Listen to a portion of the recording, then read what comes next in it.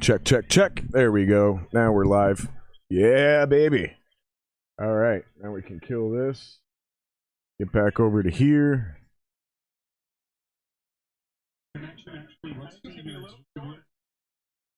We don't need that. We need this to go full screen and quit fucking around.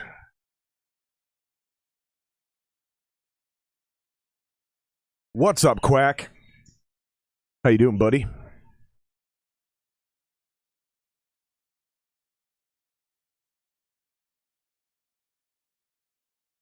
Check, check, check. Why am I not getting anything through my headphones?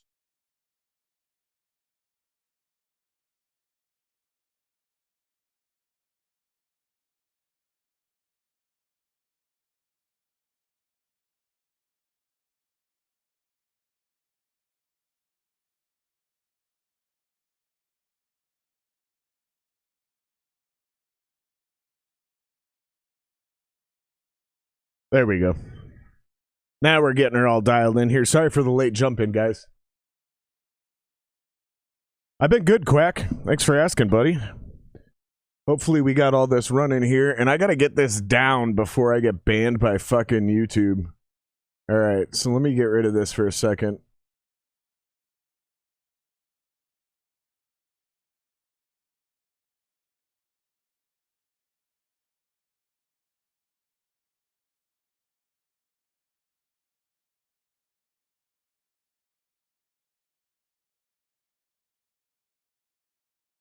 That's not what we...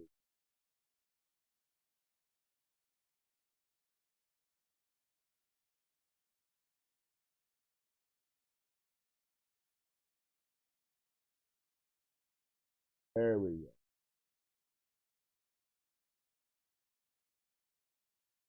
There we go. All right. So in a minute, I'm going to sync this up right here. I'm going to sync this up with the actual game. So you guys, if you want, you can sync it up with the game and watch it with me. Sorry, I was running late running errands today, so I launching my stream a little late. But we're going to try to do this, man. We're going to try to have some fun, watch some football, and live stream this entire motherfucker while it's happening.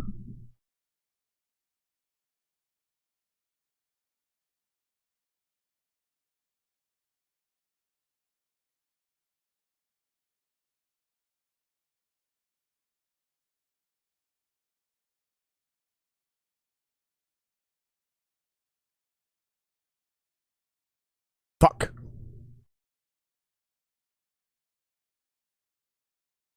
Yeah, I can't. YouTube will ban me. Sorry, I'm yelling at this. Hold on. Hold on. I got to turn this down in a different spot. Yeah, I can't put the game. I feel like I'm yelling at the screen right now. Hold on, dude. All right, there we go. I need that very quiet in the background, like that. There we go. Now I can hear myself much louder. Yeah, I can't have the game on the screen like that. YouTube will ban me and pull me down. But what I'm going to do is I'm going to take this screen here that you see me moving around, and I'm going to highlight this over the clock and the scorecard, the graphic that they use, so you guys can time this up and if you want to. I stole this idea from somebody else on YouTube. He does live reactions and play-by-plays. I'm not fucking doing play-by-play. I figured this out last time we did this on Thursday Night Football. I'm going to do color commentary because I get drunk and talk a lot of shit.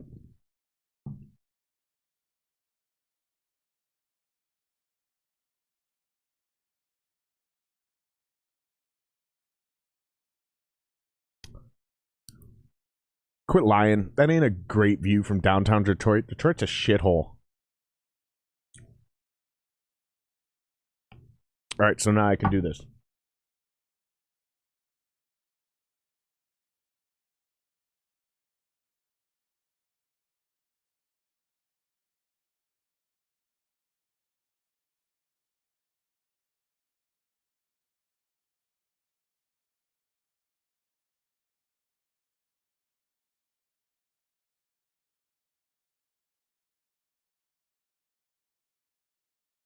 Yes, now we'll slip this little slut down here.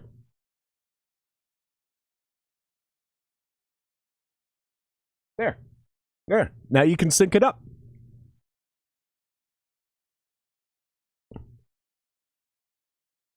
It's funny because Alexander Madison seems to be like pretty good when he's just the running back.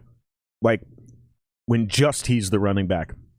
See, that's what I'm talking about. In the two starts, I mean, he's averaging almost 5 yards a carry, 4 yards a carry for sure, 4.5 yards a carry if we're getting accurate, 4.6.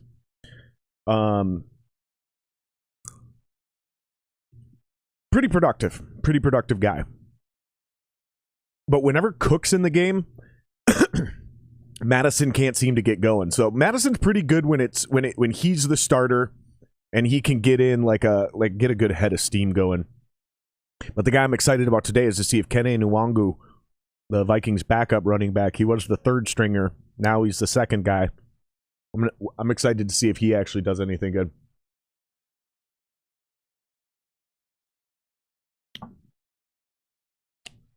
Ooh. Mike Davis. Atlanta. Atlanta just tied it 7-7.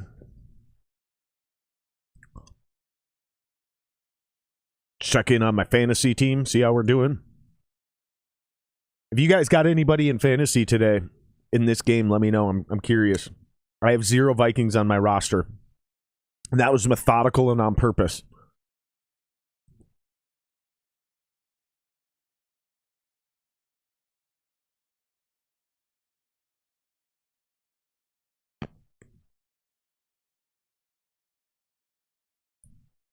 Oh, nice.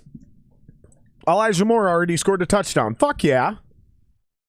Right on.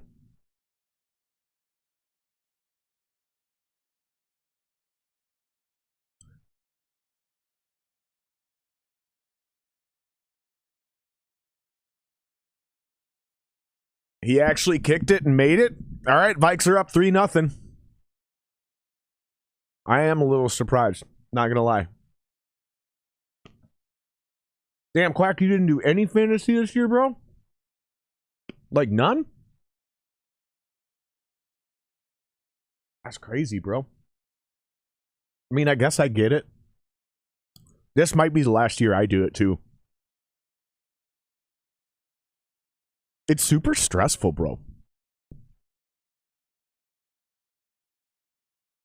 Like, it adds a lot of fun and drama to the game, but at the same time, it gets incredibly stressful. I should attach a hotkey to get rid of this, but I don't want to fucking forget to put it back up when the stream comes back on later. And we don't need this up at all. Let's see. The rest of that should be fine.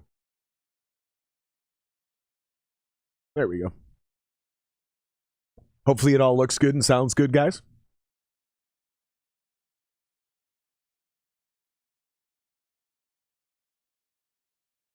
How's everyone's Sundays going?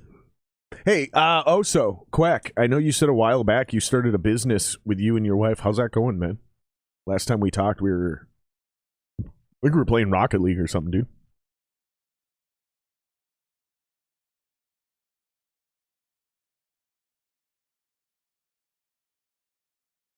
And of course, remember, if you guys like this kind of content, please hit like and subscribe, share, all that kind of good shit. You know, you guys know what the fuck's up. I don't really need to tell you what's up.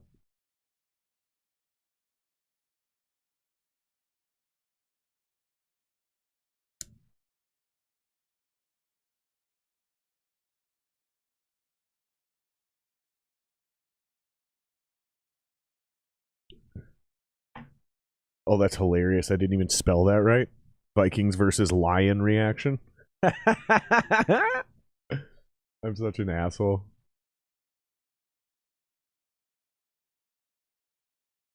That's funny. Let's fix that real quick.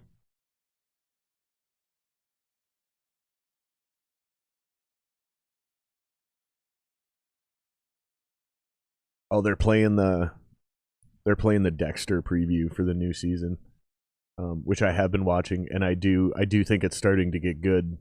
First couple episodes, I wasn't really into it. I was like, nah, this is kind of weak, man.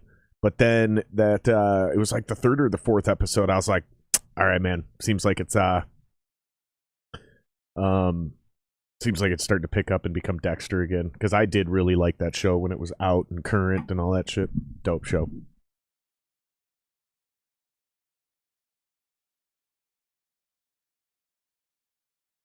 Yeah, Quack, if you don't have time for being in a real fantasy season, you know what you should actually do? Here, I'm going to drop my link in this chat.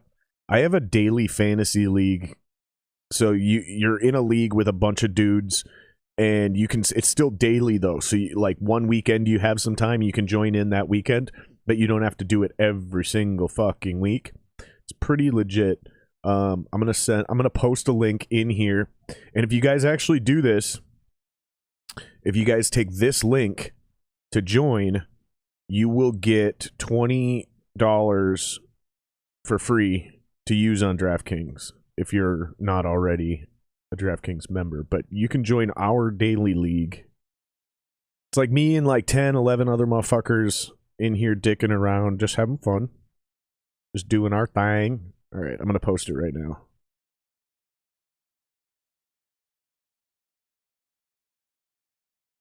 There we go. Boom. Can I pin this comment? Pin it. There we go. All right, I pinned it to the top. You can join the daily fantasy league we got if you guys don't have time to be in a real fantasy league. I suck at daily fantasy though, man. I think I've maybe won some of my money back this year, but I've in no way, shape, or form done well or won an entire game or any of those things. Not even close. I'm quite bad at daily fantasy.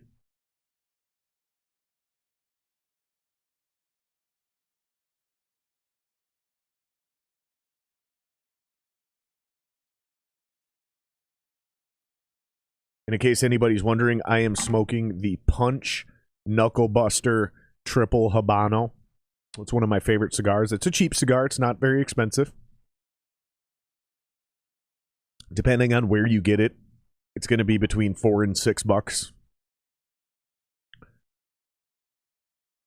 Ooh, DJ Wanham with the sack. That ends that drive. I should pay attention to this game if I'm actually going to do this and hang out with you fucks.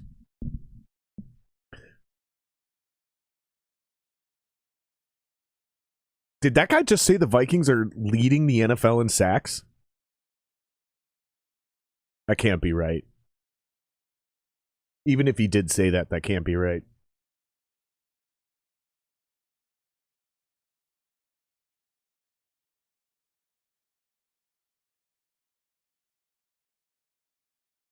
Kenny Nwango. Oh, that wasn't him. That was D.D. Westbrook, wasn't it? Oh, 10-1. I think the Lions are going to win this game, though, man. Even as a Vikings fan, I have zero confidence that my Vikings actually pull this game out. This is leading up and lining up to be exactly the type of game that the Vikings lose. This is exactly the epitome of being a Vikings fan, is what's about to happen in this game. I'm telling you right now. If the Vikings win this game, I will be surprised. There we go.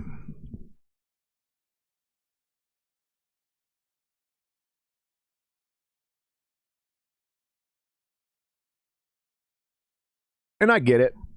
You know, people think the Lions are really bad, but it's a divisional game, man. You never know what's going to happen in a divisional game. This is after 30 years of watching football. This is what I've understood more than anything else. It doesn't matter if you're 16-0 and the other team is 0-16 and it's the last game of the season. You do not know. It's a divisional game. Anything could happen. It's fucking crazy. It's a crazy sport.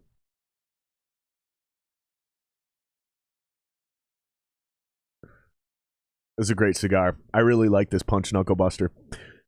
Also, what part of Texas do you live in, man? Because I was just down there not too long ago. I was in North Dallas. I went to a Cigars International bar. Cigar bars are where it's at, man.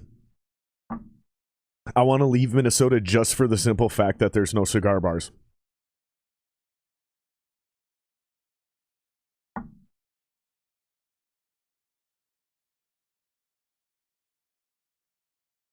Shreddy Betty. That's funny. So you must be way down like San Antonio then. If North Dallas is 10 hours north of you, Jesus Christ. I mean, shit, I'm pretty sure you can drive from the entire tippy top of northern Minnesota and get down to Iowa in less than 10 hours.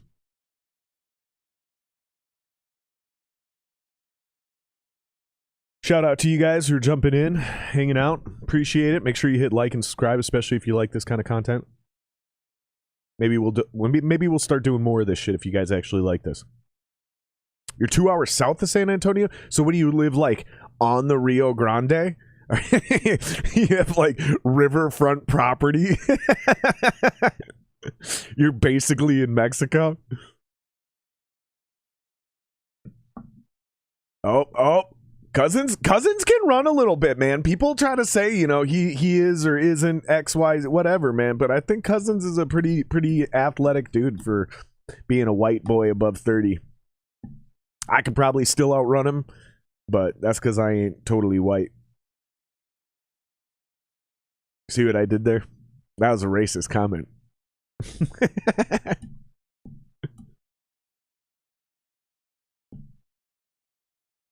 Damn, bro. So you're 2 hours south of San Antonio and 3 hours north of Mexico. So so how long does it take to drive from the lowest part of Texas to the most northern part of Texas? Holy shit. He completed that. Oh my God, dude. They threw a busted screen to Justin Jefferson. And Justin Jefferson, while being tackled, said, fuck this shit, threw the ball and completed it to KJ Osborne. He's like, I ain't taking this loss. Fuck you. He threw this, got the completion. For instead of it being a 5-yard loss, it's a 2-yard gain. That's hilarious. What a play, man. I got to give him up to those dudes. How long does it take? Is it like 12, 14, 15 hours? How long does it take to drive from the southernmost part of Texas all the way to the northernmost part of the Panhandle? And yes, I could Google this, but I don't want to. I just want you to tell me.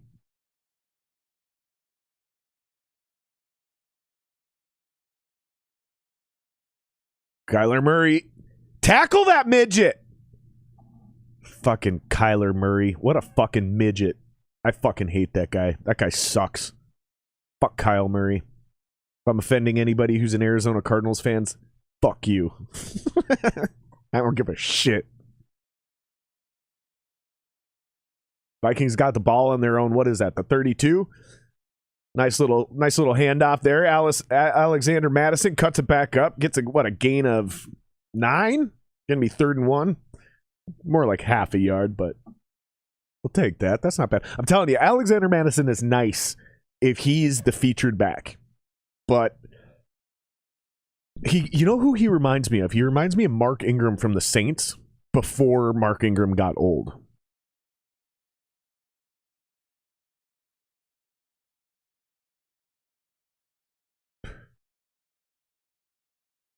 There you go. There's a nice 4-yard gain.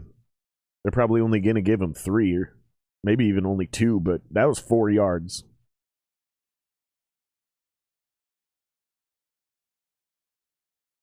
"13 and a half hours to drive from the southern tip of Texas to the northernmost part of the Panhandle. I bet you that's 3.5 hours more than the length of Minnesota. You could drive from Canada to Iowa. I bet. I'm willing to bet. You could Google it and correct me in chat, but I bet you could go from basically Canada to Iowa in, I'm going to say, less than 10 hours. Because I know it's about 4-ish. I mean, you could do like 3.5 from here to Duluth, and I live in Minneapolis. And it's about 4 hours from here to Des Moines, which is kind of in the middle of Iowa. So that's how I've done that math. You could probably do the whole state in less than 8.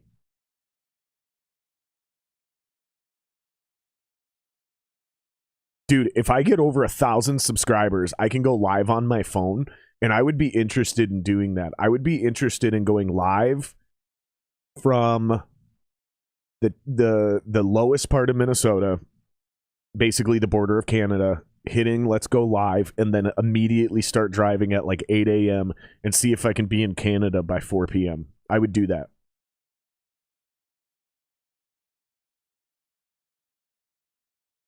And then I'd probably end up like pissing in bottles or something so we don't have to stop. Because, like, how do bathroom breaks factor in? Ooh! That looked like a face mask. So it's going to be 2nd and goal. That was a loss of 4 yards on 1st down. It looks like we were right at about the 10. This is a face mask, dude. It looks like a face mask. Maybe it wasn't a face mask, but that shit looked like a face mask, bro.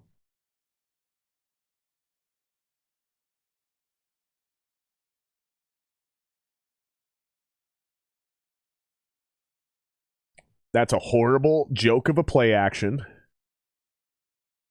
That was a terrible play. Okay, so on that specific play, something had to have gone wrong. I'm very curious as to what actually happened there. And we won't know. We can speculate, but you won't know until either a coach or a player breaks that down for us in a day or two. We can speculate on what all the jobs were, what everyone's assignments were, but I'm not 100%.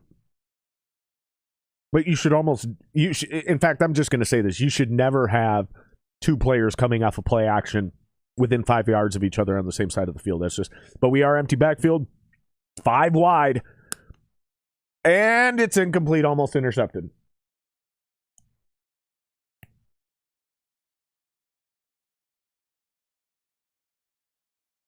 Holy shit. That is crazy. So in case anybody else is just jumping in, I'm just chatting with my buddy Oso in chat here. He says it takes 13 and a half hours to drive from the southern part of Texas, like you're in Mexico essentially, right on the Rio Grande, and you drive to the northernmost part of the Panhandle. But it also takes 13 and a half hours to drive from the easternmost spot to the westernmost spot. That is weird. I guarantee you, I'm 100% certain, that is the only state in the country where both those things are equal. So northernmost to southernmost and eastern to westernmost, or western to eastern, whatever. 100% certain that's the only state in the union that is equal in both of those directions. Like, even if you go to like some of the, well,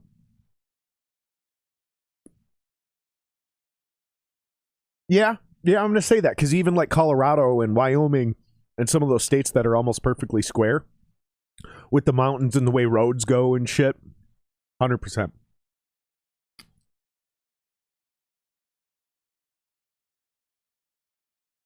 If you guys want to try to sync this up while we're on commercial, you can try to get real creative there. Time it up with the partial graphics still showing at the bottom of the screen. I got to quit eating sunflower seeds on stream.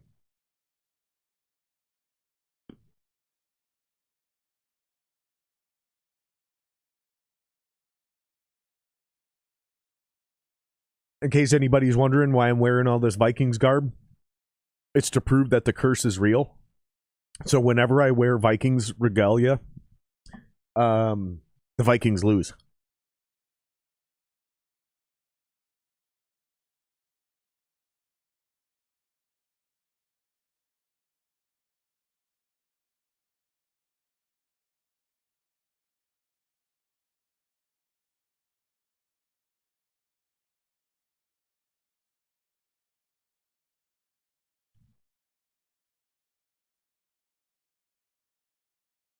There's a show called The FBI's.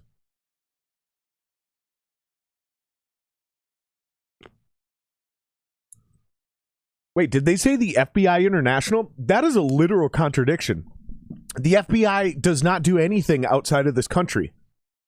They have no jurisdiction outside of this country. That's literally what the CIA is for. Just in case you guys don't know, the CIA never does anything on our...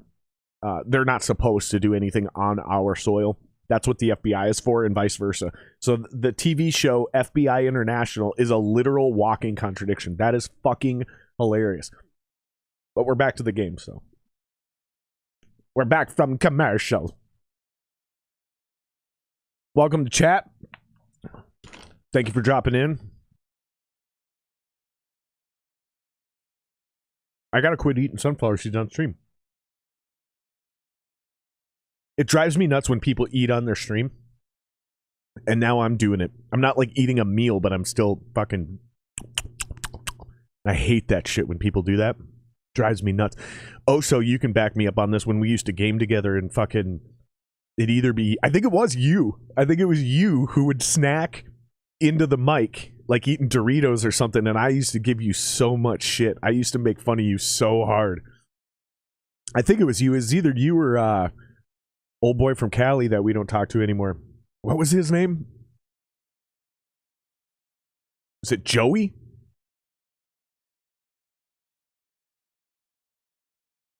It was either you or Joey that would eat in chat and just drive me nuts. And it's a pet peeve of mine, I get it. But the point I'm trying to make is, if it bothers me, I don't want to turn around and be a hypocrite and do it to everybody else. So I apologize for eating sunflower seeds in chat or in stream. All right. We're due for another beer. And we're on another commercial? What a joke, dude.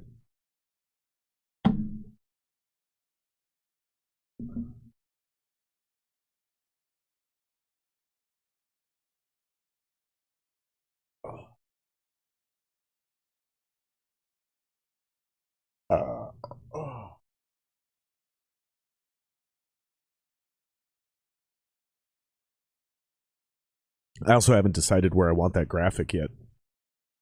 I think I'm going to try it up there for a little bit.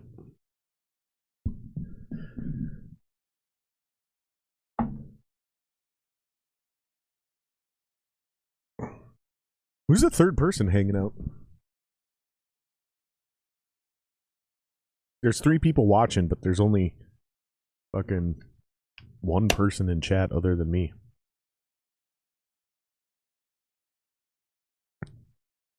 Talk some shit.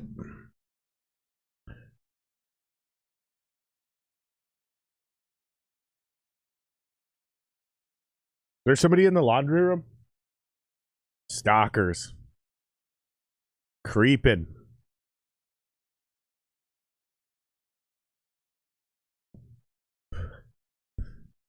Oh, I freaked that person out. I called him out. Called him out too directly. Not cool, man. Can't do that. What's up, baby? Who's a bitch? I'm a bitch? Does anybody's else wives call them a bitch? Mine does. My wife has 0 qualms calling me a bitch.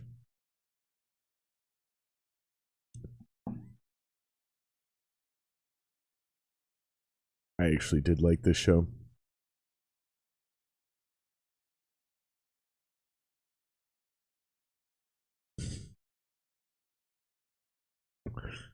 That is probably the only sitcom I've actually enjoyed in a long time, was The Big Bang Theory. And I didn't like it while it was out. I started to like it just recently in the last couple of years because my wife was binge watching it, and it started to grow on me. Oh! If that's Josh Reynolds, I'm going to be pissed. That's not Josh Reynolds. That dude's white.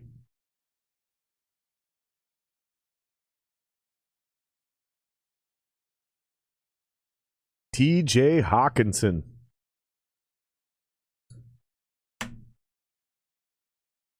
Big play over the middle.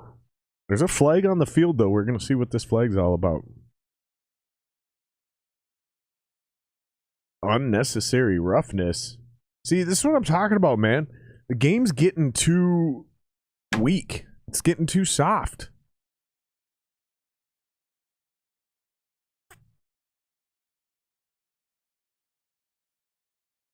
That's not unnecessary roughness. He barely touched him. That's so stupid. So they get the completion of the play plus another 15 yards at the end of it. That's whack, man. That ain't real. That's not reality.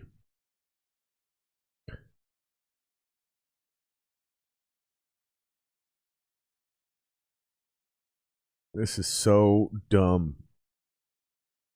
I'm kind of cheering for the Lions today, though, man. I want to see it go down like that. I really do. I'm sorry to say it, but I really do, man. I'm just kind of pissed at the Vikings, and I kind of just want to see the whole thing burn.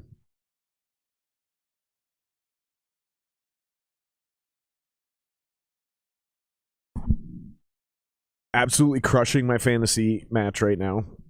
I mean, I'm absolutely dominating this cocksucker. But Boston Scott hasn't gotten a damn thing going. Neither has Kenneth Gainwell. Hawkinson just scored a touchdown on the Vikings. So the Vikings game is officially tied right now, and the Vikings are about to be losing. Kyle Pitts looks like he's already got me 41 yards. I'll take that all day, baby.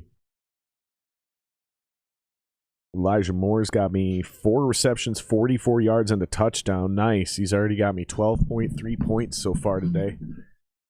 Yeah, I'm crushing this. All my running backs got injured throughout the season, though. I only have 2 out of my original 5 running backs I drafted because the other 3 have season-ending injuries.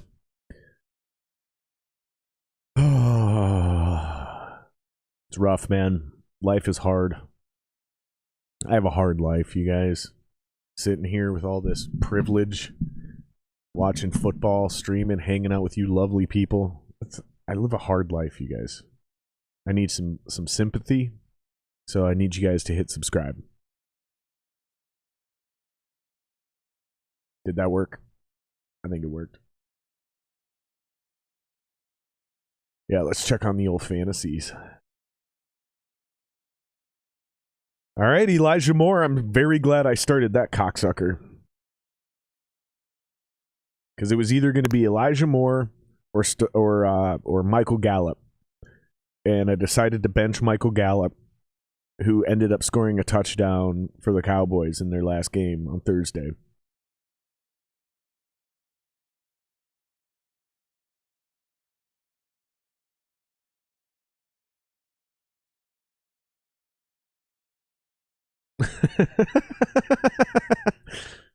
Sorry, I'm watching this dumbass commercial.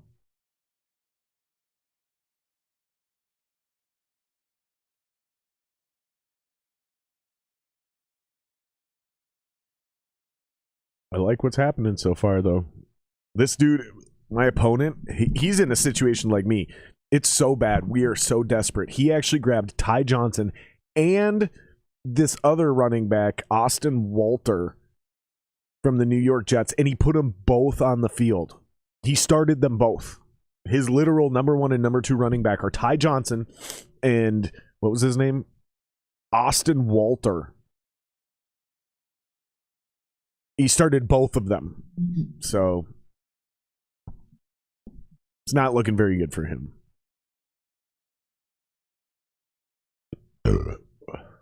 Let's see. Kyle Pitts is in the red zone. Mike Davis with another nice run for 11 yards. It's 3rd and 7 on the Tampa Bay 11. The fucking Falcons have the ball. Now there's a timeout. Cocksuckers. All right, we're back to the Vikings game. Here we go.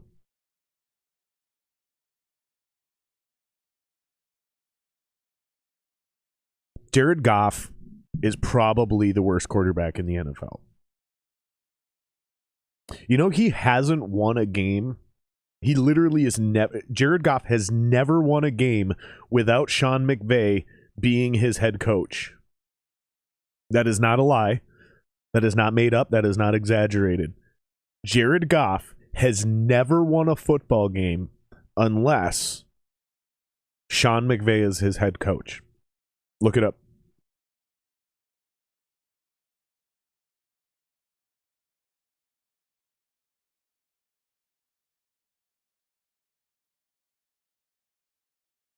I don't know why they keep calling him Wanwu. It's Nwangu. His name is Kene Nwangu. And they keep saying Wanwu. God, American white dudes are just so bad at pronouncing ethnic names. It's hilarious. It's a nice little play. KJ Osborne, he's going to be, 2nd and 3. Nice 6-7 yard gain. We'll take that.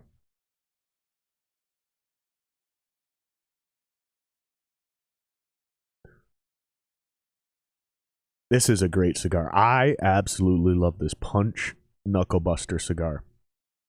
I'm going to let her go out for a little bit to hear, though. I got something else I want to puff on.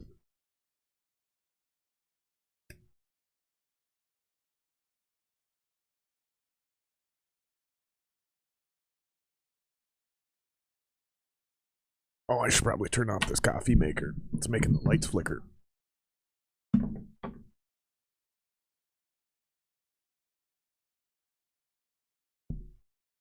I don't need the wife to come down here and call me a bitch again. Just because I left the coffee maker on.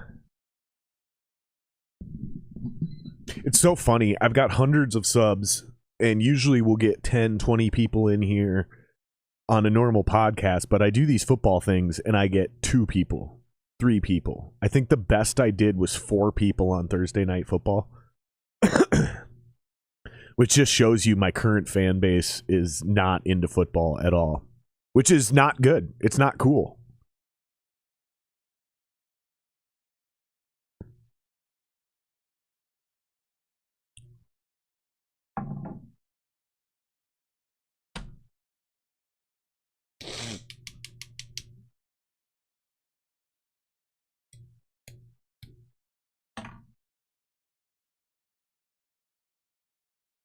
I'm convinced Kene Nwangu is having a bad game as a running back because they keep calling him Wanwu.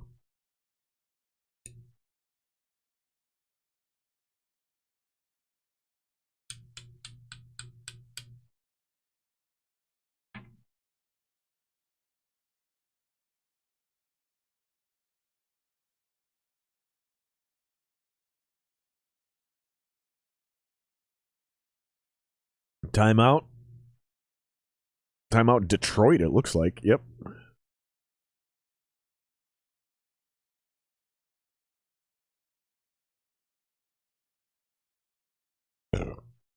Dan the Man Cannibal.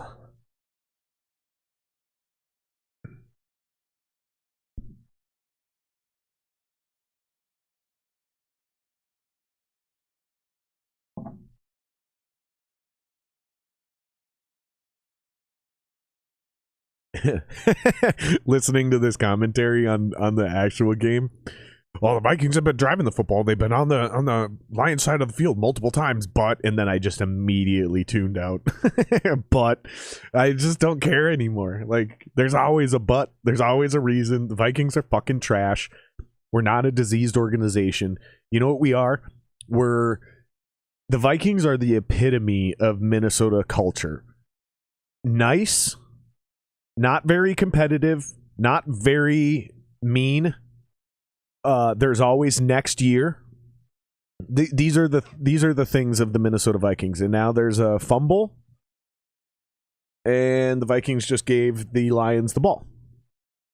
So when Anwar calls me later and asks me how I feel about this game, I'm just going to refer him back to watching this video, because this is a pretty good summation. If you know what word I'm trying to think of, put it in chat. Summation? Yeah, this is a pretty good summation of how I feel about this. And I literally predicted this, and you guys are my witnesses. I said, I think the Lions are going to win this game, and I think it's hilarious, and I'm actually kind of cheering for it. Because I'm sick of seeing the Vikings go 7-9, 8-8,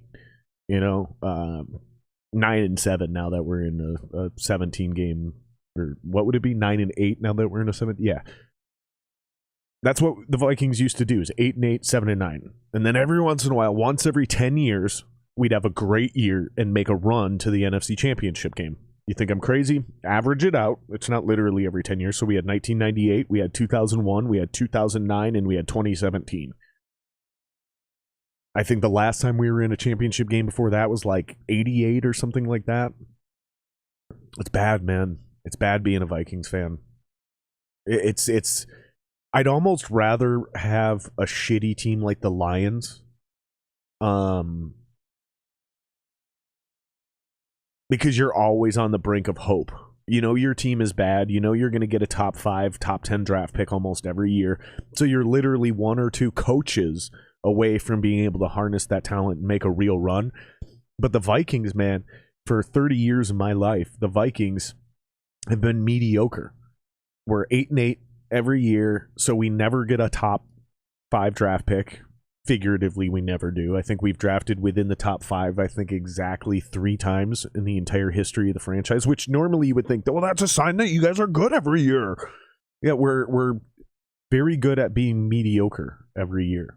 And I'm just done. I'm over it, man. And I'm not like a bitter, jaded Vikings fan. I'm just saying I'm no longer the rah hype, fuck yeah, let's go guy. Now I just kind of chuckle. I mean, I still watch the games. I still support the team, but I got rid of my season tickets. I will not support this team financially anymore. It's hilarious. This team is extraordinarily mediocre.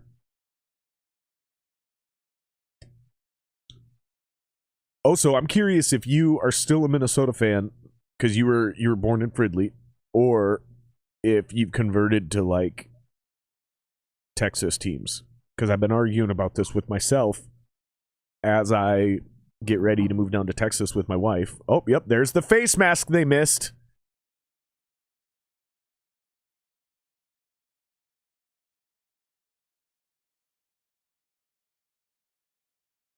So that shouldn't have been an interception. That actually should have been a face mask, illegal hands to the face on Detroit. So the Vikings once again got screwed. And then Gene Sarator, the ref, backed that up, and he goes, "Yeah, it's so quick. I would have preferred that they stay away from it like they did. Like, why? If it's obviously a penalty, why would you want the refs to not call it? Because it's still a penalty.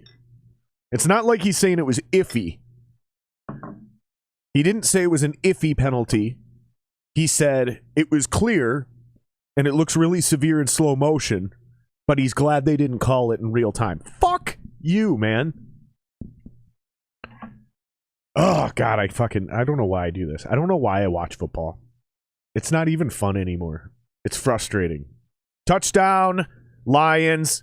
Looks like TJ Hawkinson over the middle again. Nope. Number 89 this time.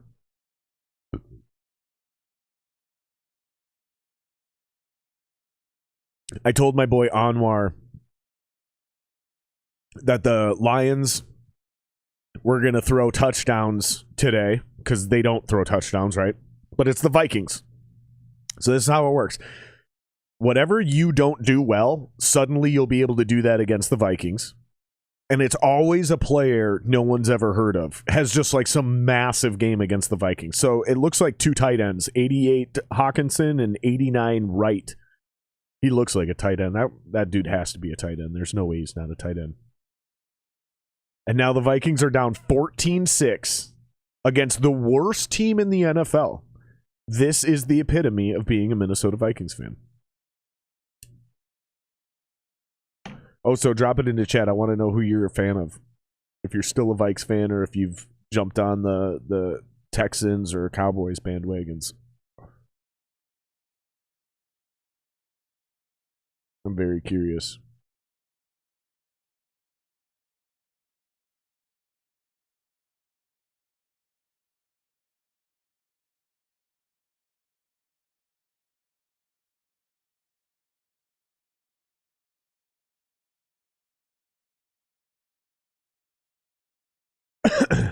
Yeah, I think it's hilarious. This game is the epitome of being a Vikings fan.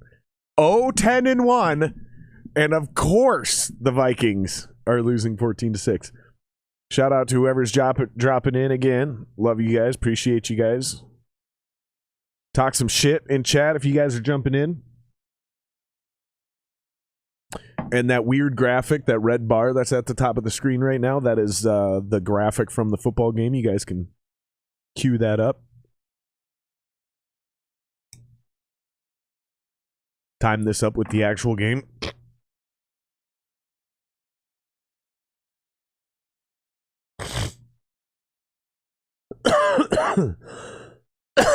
It's bad, man. It's bad. It's real bad, okay?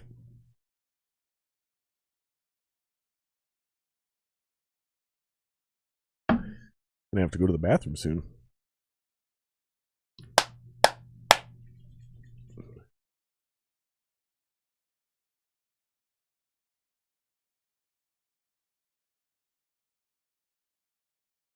Hilarious. I can't even be mad about it, dude, because I literally expected it. Tried to tell y'all this was gonna happen, but no one listens to me. No one listens to me. And the crazy thing is, I don't know how many times I have to be right. I'm terrible at daily fantasy football. But I'm so good at predicting real world football like this that it blows my mind how little people listen to me when I try to tell them shit like this.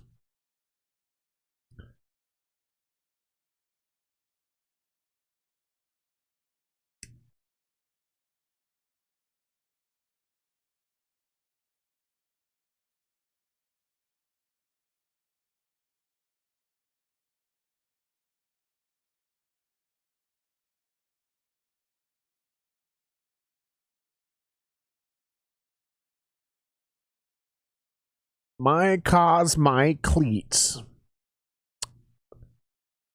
That's hilarious. Justin Jefferson is supporting something called NAZ, N-A-Z, which is the North Side Achievement Zone.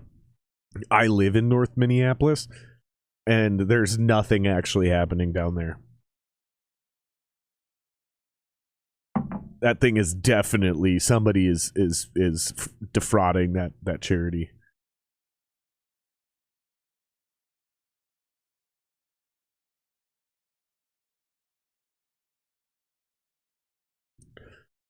You know what's funny, and this is totally unbelievable, no one will ever believe me on this, but when Justin Jefferson first got drafted, before he actually blew up as a player, I hit him up to come on the podcast because I had already had a Vikings player on, and it sounded like there was a chance we were going to get him on, but then he blew up and he got famous. Because a lot of people don't know, his first, I think he didn't even play the first 2 games of his rookie year.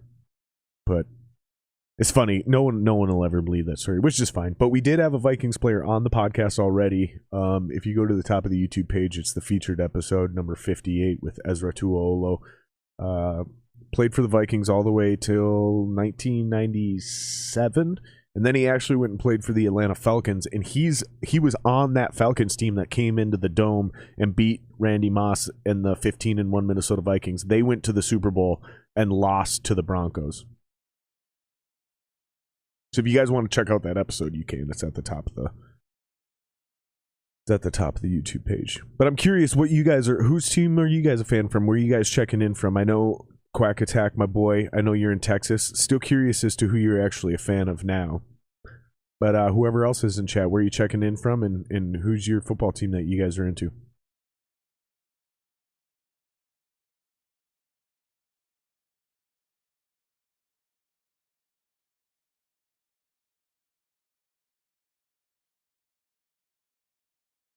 Ooh, 3rd and 14. Surprised we didn't get hit for a fucking false start on that one. Oh, shit. Dude, okay. If I were Kene Nwangu, I would be so mad that these guys continuously pronounce my name wrong. They keep saying Wanwu. And my understanding is it's Nwangu. I feel like this is like super disrespectful to this kid.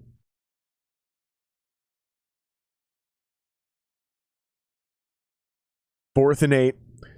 Vikings are trash, man. This is a joke. This is a fucking joke. All right. Punting from our own 41. Looks like a fair catch. Oh, it wasn't a fair catch. What a fucking hit. Is that Chisena? Chisena? I don't know how to pronounce that kid's name either, but I'll say it every possible way. Chisena, because I care. Number 85, one of the Vikings role player special teams wide receivers. Looks like a white dude.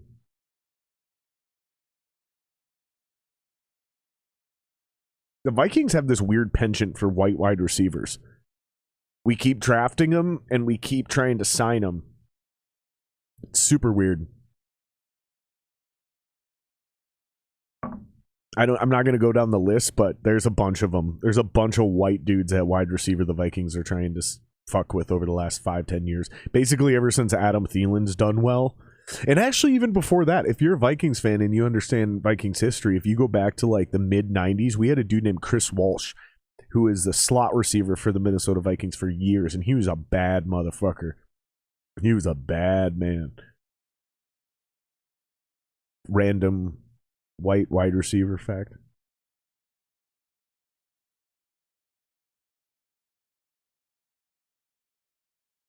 I just think it's interesting that other than quarterback and O-line, and every once in a while safety, and I guess linebacker, rarely defensive line, rarely wide receiver, rarely running back, rarely, almost never. When's the last time we seen a white cornerback? Corner. Not QB, DB, like CB. When's the last time we seen a white corner? I don't know that we ever have since the 70s. All right, it's commercial time. Let's check on the fantasy football. How we doing? Please, I cannot afford another loss. Nothing, literally nothing has changed.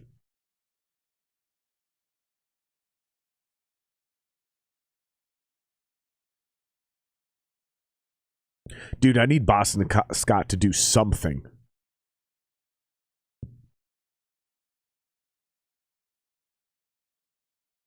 Oh my God, I could have started Gainwell. God damn it. Gainwell's got the touchdown. 11.75 points. I guarantee you I lose this week now. See, this is what never happens to me until it happens, of course. I leave points on the bench, right? So apparently Kenneth Gainwell's got 11.75 points now out of the backfield, even though he's supposed to be the third stringer behind Boston Scott. It's just, oh my God. I think I'm done. I think I'm done with fantasy, dude. I just can't seem to get it figured out.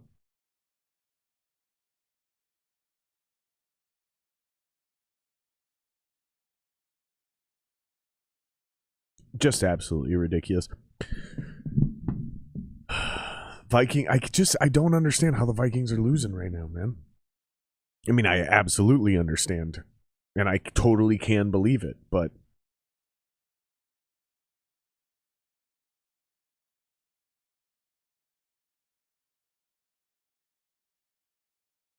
yeah, they're explaining it right now. It's actually pretty obvious, and it's totally believable, but it's so disappointing. So frustrating, dude. It's actually getting hilarious how bad the Vikings are. Ooh, nice catch by T. Higgins in the Cincinnati game.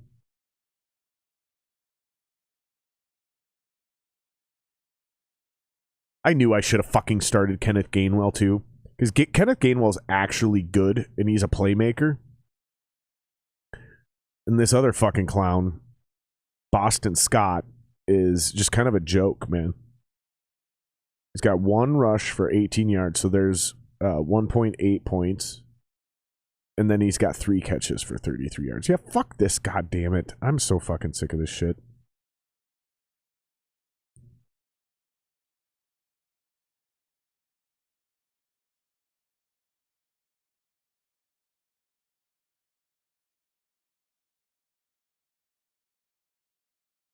So they declared Boston Scott healthy, actually, but he hasn't touched the field.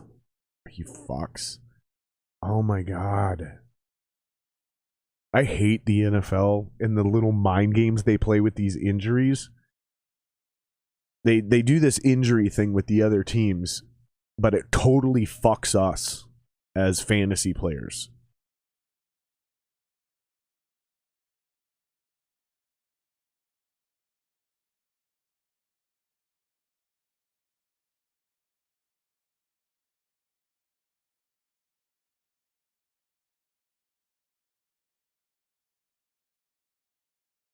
I'm furious. I am so fucking mad right now about this fantasy shit. It's not even funny. I'm sure you guys are laughing hysterically. You guys probably think this is great. You guys probably think this is fucking hilarious to watch me melt down as my fantasy team shits the beds. Hey, what's up, a person? This is a person, a random person. Zimmer has always been over-reliant on star players. Too many stars. Starters out today. Gonna be win number 1 for the Lions. Oh, this is Scotty. Yeah, dude, that's what I've been saying, man. I've been saying it since the beginning of this game, that the Lions are gonna win this. The Lions are definitely winning in this game.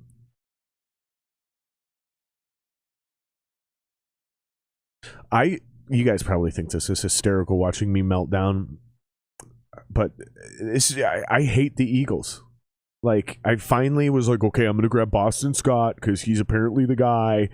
And, you know, if he doesn't play, I'll throw in Gainwell because I already have Gainwell, but blah, blah, blah. Okay. And then, of course, Boston Scott, healthy, doesn't... I fuck these goddamn mind games that these coaches play with each other.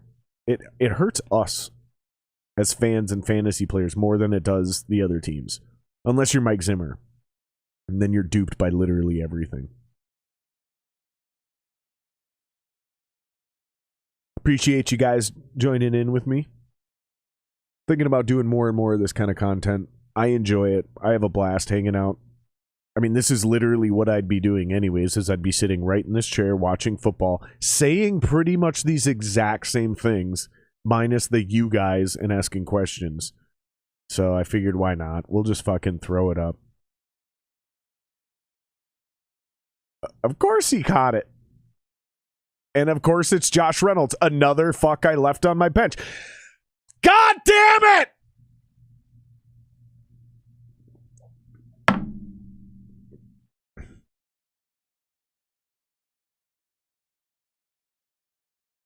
A person. That's hilarious.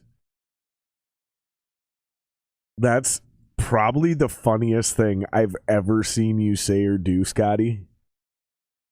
Naming your profile a person is fucking hysterical, dude.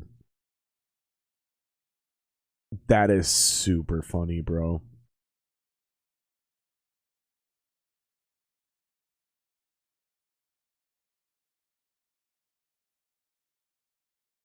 I didn't realize you were that kind of guy. I respect it. I'm not making fun of you, but I didn't realize you were that guy. I suppose we all have weird little things like that about us, right? 2-minute warning, 14-6, fucking Lions. I seen this coming. I seen this coming a mile away. And I should have trusted my gut and started Gainwell and started Reynolds because that's what I wanted to do. But of course, oh my God, I am fucking done. I think this might be the last year I do fantasy football because I'm just not good at it. I just can't figure it out. I cannot figure out that sweet little magic of whatever you need in order to be great at fantasy football. Like, I can't do it. I've never won a league. For years, I made it to the championship every year, but then lost. I finished second place for like literally 9 or 10 or 11 consecutive years. And then just last year, or the year before, no, it was 2 years ago, I missed the playoffs entirely. Last year, missed the playoffs entirely. This year, very good chance I missed the playoffs entirely. And I think I'm done, dude. I think I'm done.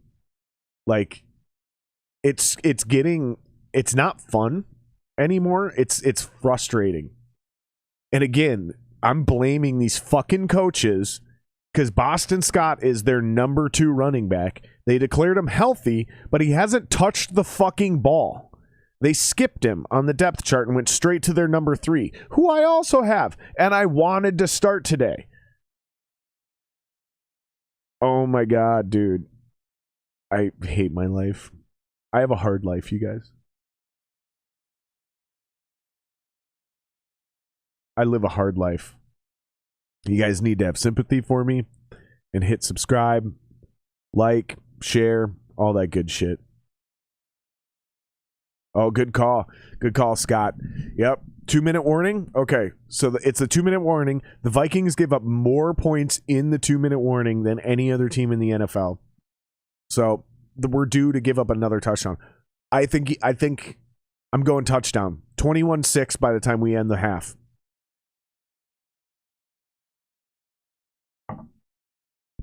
$21-6 by the time we end the half.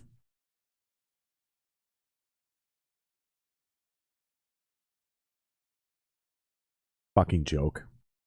This entire team is a hilarious joke. I think it's officially over for Zim.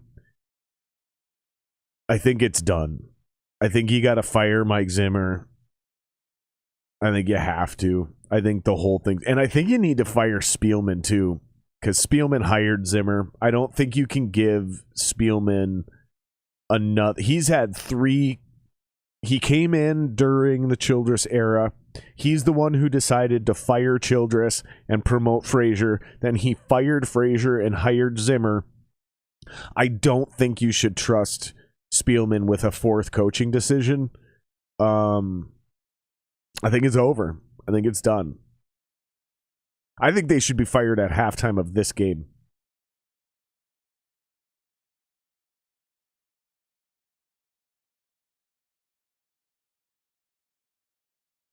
I'd be a terrible owner. Because if you're even considering firing somebody in game, you're not a stable person.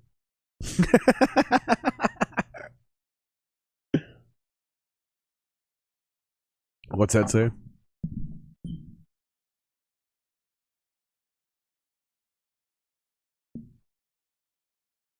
Oh, you're okay. So Scott's prediction is field goal. All right.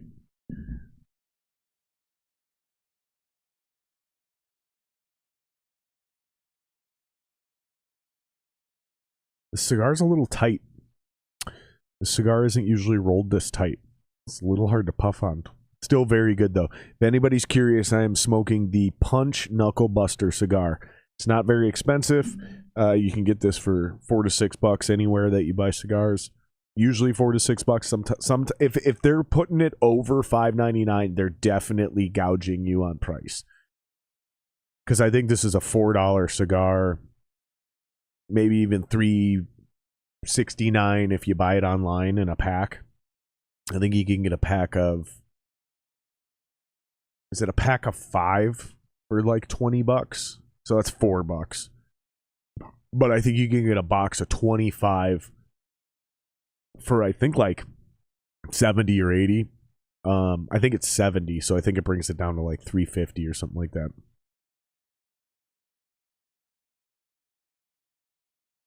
Or 67. I think 67.90 is what's popping out in my head. And I think that's how I got to that $3.50 number. But this is one of my favorite cigars, especially at that value price. It's not a bargain. It's not a cheap cigar, but it's not an expensive cigar. This is kind of your middle of the road. You shouldn't be spending more than $5 to $6 on this cigar tops. Because I mean, the cigar shop's got to make money too, right? So you can get it cheaper if you order it online. Goff is, dude. Okay, Scotty ended up being right. So it's definitely going to be 17 something going into half. Fourth and 7. Goff is such a bad quarterback.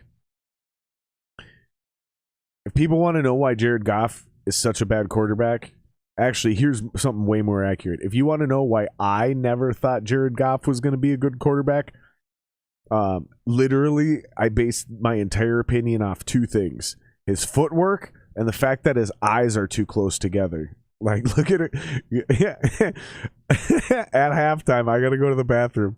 At halftime, I want you guys to Google a picture of Jared Goff, and you'll notice his eyes are too close together. And between that and his footwork, I was like, nope, I'm not on board with this guy. Guess what, though? I was right. Seriously, fun fact, and look this up. Prove me wrong. Jared Goff has never won a football game without Sean McVay as his head coach. In the NFL, he has never won a football game without Sean McVay as his head coach. Look it up. I'm telling you that shit's true. Because he started off under John Fox, if you guys don't remember. John Fox was the coach of the Rams when Jared Goff got drafted.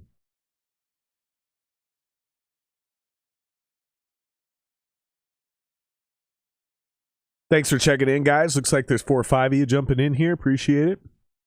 You guys dig this shit, man. We'll do a little bit more of this in the future. Make sure you hit like and subscribe and all that stuff so we know. Here we go. Prime opportunity for the Vikings to do one of two things.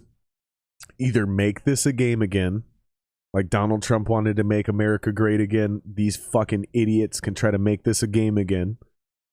Or, and I think you guys know what I'm about to say, or they can be the Minnesota Vikings and throw a pick six or have a fumble returned or do something that is going to give the ball right back to the Lions, and they're going to be up 20-6 or 24-6 by this. Because again, the Vikings give up the most amount of points inside the 2-minute warning.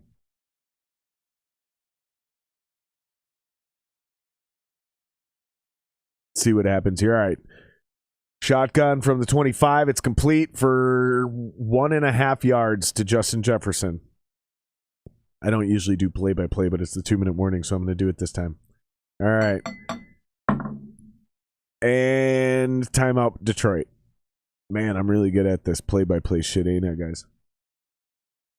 Use the graphic at the top of the screen. Sync this shit up so you guys can watch this in real time.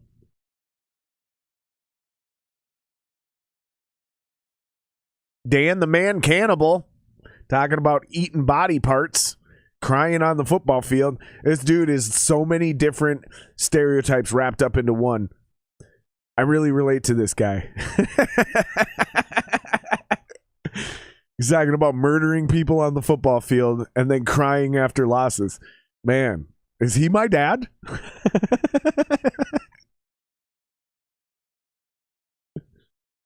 right, here we go. We're on what? The 27?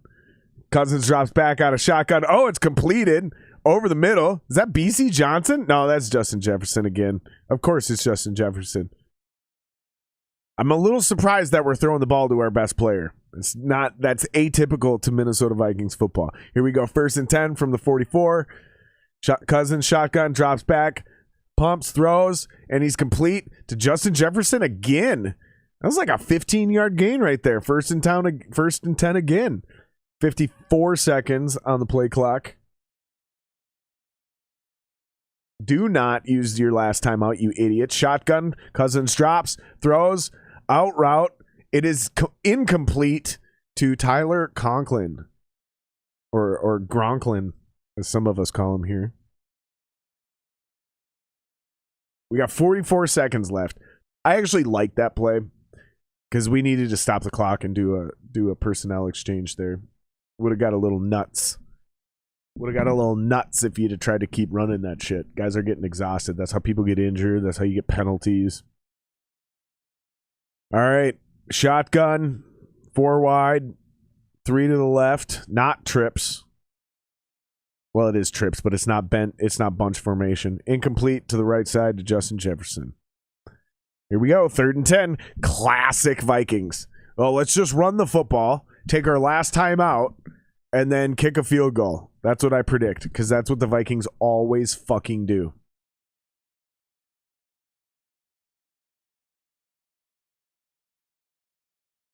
Yeah, Cousins should be upset with how he finished the game last week, because he finished the game like a bitch last week. I don't like Cousins. I think he's a bitch. And the number one reason I think he's a bitch is I found out what kind of music he likes. Nickelback is his favorite band. Cut him. Take the loss. $90 million or not, cut him. Yep, incomplete. I'm actually surprised the Vikings didn't run it right there, because usually that's what the Vikings would do. You run the ball. Let's just put 3 points on the board. Yep. Incomplete. They actually threw the ball. Who's number 12? Who the fuck is 12? Who's number 12 on the Vikings? If you guys know that, drop that into chat.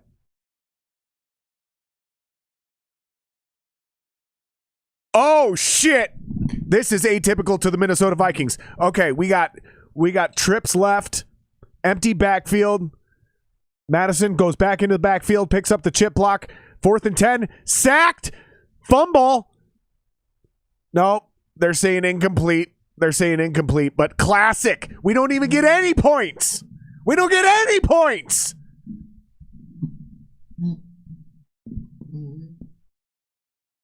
What is going on? See, now this is where classic Vikings football actually makes more sense.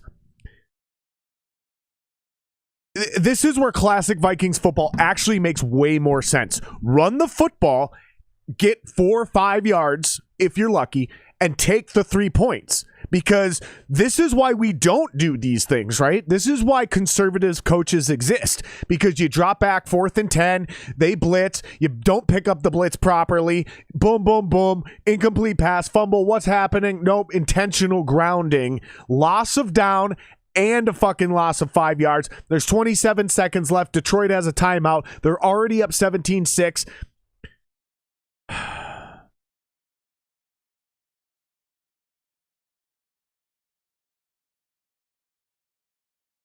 This is why I sold my season tickets. When the Vikings got beat by the Philadelphia Eagles, I saw a level of incompetence that I am not willing to tolerate. So I sold my season tickets. Fuck them. Shout out to B. Dunny. I don't know who B. Dunny is. Shout out to you, buddy, because that's what I said. Fire everyone at halftime. Okay, so welcome to the not stable club. Because, dude, I'm sorry, man. We would not be good owners. If you're talking about firing somebody in the middle of the game, which I brought up, neither one of us should ever own a football team. We are not stable people, bro. Welcome to the club. Cheers to you. I got an empty beer, so I can't cheers. But we're going to go into halftime. I'm going to the bathroom. I want you guys to start dropping your shit talking. We're going to do some predictions in this motherfucker. And yes, I most likely will keep going. I will switch the name of this, and we will keep watching games for the 3 o'clock hour. I got to go to the bathroom at halftime, though. So I'm gonna grab a beer and go to the bathroom. Of course he completed it. And I bet it's Josh Reynolds. Nope, it's some other asshole named Raymond. I have Josh Reynolds on my fucking fantasy team. Yep, like I said, there's still time to give. This is what I predicted earlier. 20-6 or worse. Yep. So here's the thing. You said 17-6. I said 21-6 at halftime. So if they kick another field goal, I win that bet, Scotty. If they get to 20-6, because I'm closer at 21-6 than you are at 17-6. So I win the bet if they actually kick this field goal. Look, you can see if you guys got this synced up to the game, they're warming up their kicker. They're going to do it. They're going to do this. They're going to fucking do it. They're already in field goal range. They're at the 25, the Vikings 25. Dan the man cannibal is over there wondering what next body part he's going to feast on of the Vikings. Go for the inner thigh, because that's how vulnerable we are. We'll let you get all up in there. You can start munching on the inner thigh of the Vikings defense. That's what's about to happen. Here we go. Goff drops back. He's making quick decisions. You say what you will about Jared Goff, but he just completed a ball to Amon St. Brown, and that's a true, out of shotgun, that's a true 3-step drop. 1, 2, 3, boom, gone. Because that first step is eliminated in a shotgun. It's really a 2-step drop. Left foot, right foot, throw. In a normal, when you're under center, the 3-step drop starts with the right foot. So it's right foot, right foot, that's your plant, and you're already throwing. When they go into shotgun like that, it's a 3-step drop. It's really a 2-step drop. Boom. You turn, so you catch that ball. You turn. That's your left foot. Then you plant your right foot and you throw. Jared Goff's making good decisions. He's making quick decisions. And it just makes perfect sense that they would be doing all of these things. All of these things versus the Vikings. Oh, delay a game. So you're saying there's a chance. Because the Vikings defense is weird. I heard earlier, and I don't believe this is true, but I heard this motherfucker say that the Vikings get more sacks than anyone in the NFL. He had to have misspoke. But it sounded like the Vikings are leading the NFL in sacks. That can't possibly be true. But that's also like the Vikings. Is right here, you think everything's going to go wrong, and all of a sudden they get a fucking delay a game. Now we get a big sack or an interception. All right, incomplete pass. Intended for Reynolds. That's what scares the shit out of me is Josh Reynolds is on my bench. I picked him up, and I was going to start him because I'm telling you this motherfucker is going to score a touchdown. This is not smart. Okay, this is what irritates me. The commentators, this is smart. No, it's not fucking smart. Do what you've been doing, shotgun formation, leave 2 running backs in the backfield so you can pick up the extra blitz. Do a 3-step drop, which is really a 2-step drop, and throw it towards the end zone one more time. You're already killing us. 20-6, there we go. But you just gave, who apparently the announcers don't have any respect for him. His name is Kene Nwangu. Nwangu. But they're saying Wangu. Fucking. Oh, that bothers me. It really. These dudes work so fucking hard to make it to the NFL. The least you could do is try to pronounce their names right. And if I'm wrong, then I will admit I'm wrong. But from everything I've understood, how you pronounce that dude's last name, our backup running back, number 26, is Nwangu. Nwangu. And they just keep saying Wangu. Wangu. And it's driving me nuts. But my point is this, you left him 6 seconds. So they're probably going to squib this. Yeah, see, they just said it again. Wangu.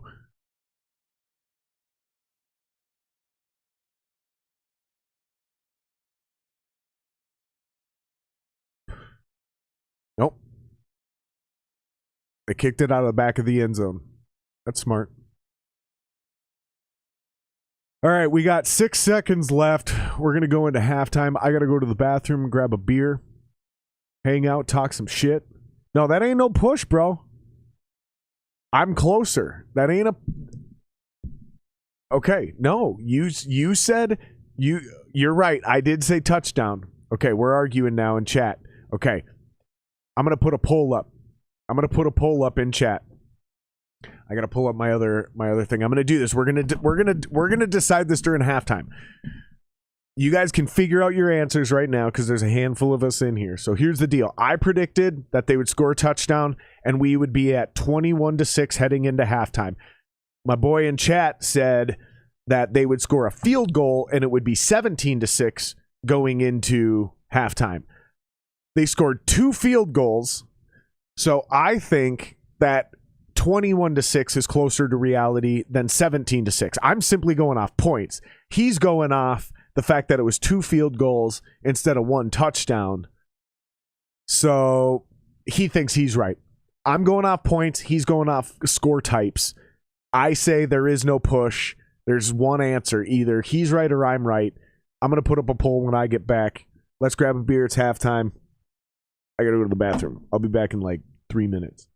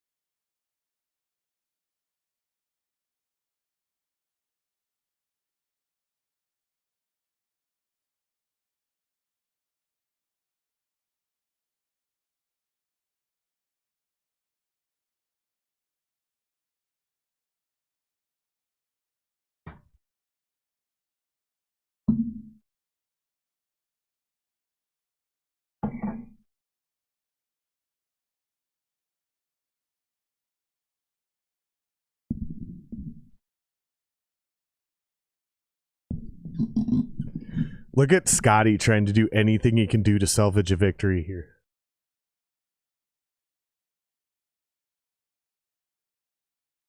Scotty, you should definitely run for office. Your ability to bullshit people.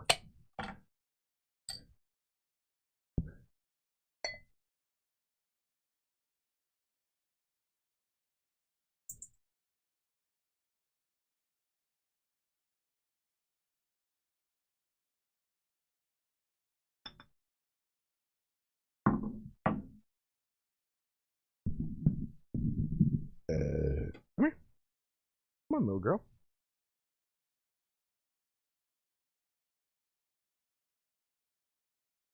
People are going to want to see your adorable little face, so you're going to have to figure out a way to stay in cam.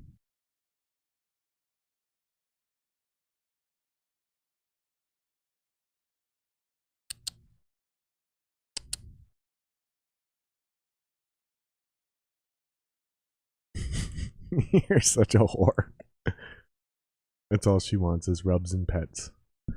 Rubs and pets and rubs and pets and rubs and pets and rubs and pets. Ooh, I started Carson Wentz in daily today. Oh no, I didn't. It wouldn't let me. That's right, fuckers.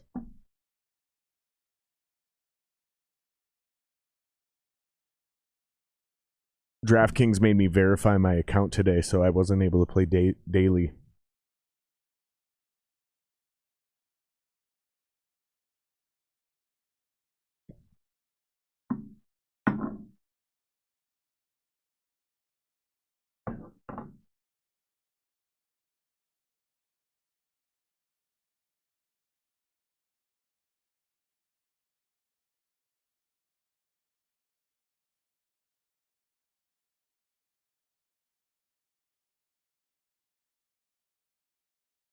Ooh, rough. That does not look good.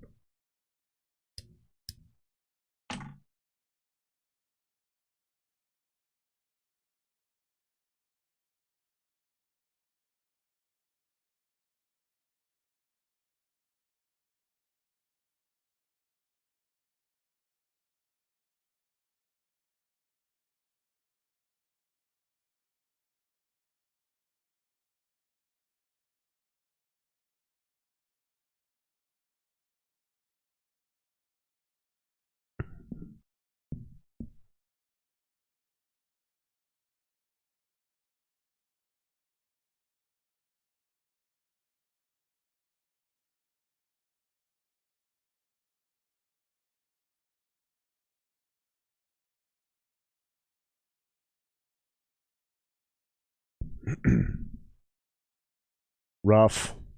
Very, very rough. We'll see how she goes.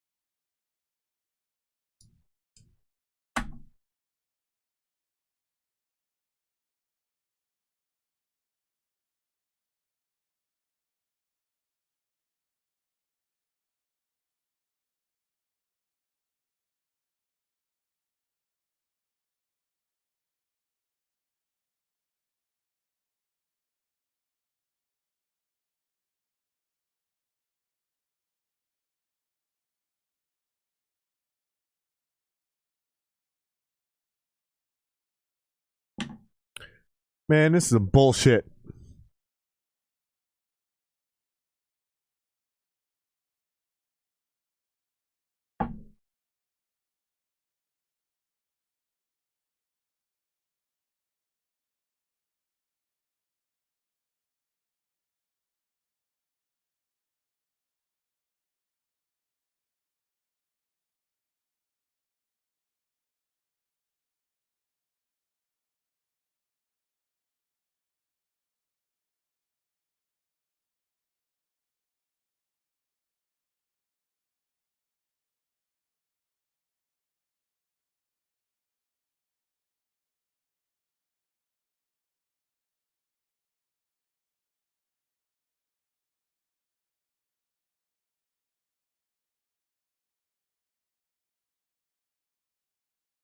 That's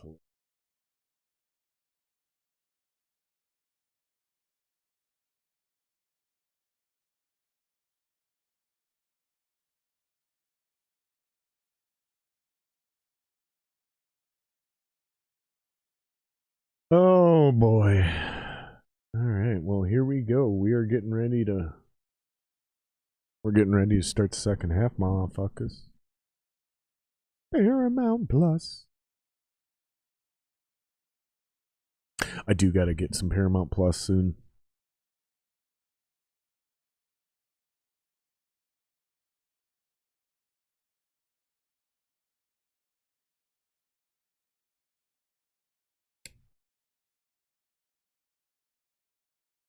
That show is so stupid.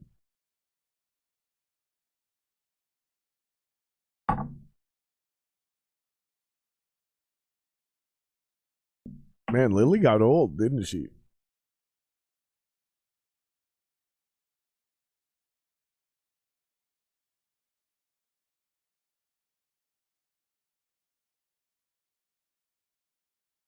Man, that girl makes bank off them commercials, man.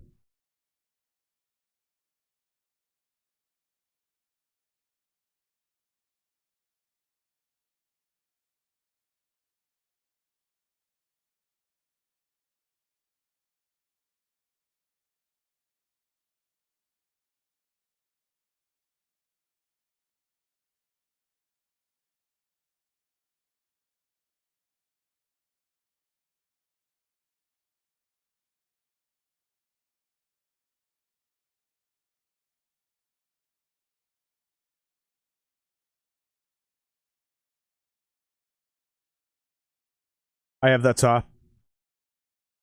I actually do. I really do like the Bosch stuff.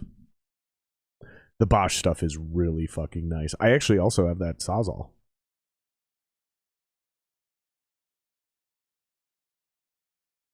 Meow.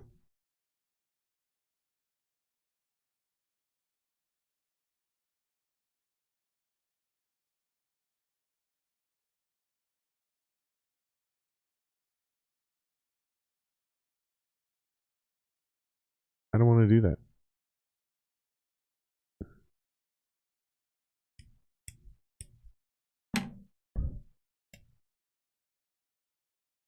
I mean, we barely beat this team last time, so I don't. You shouldn't be surprised.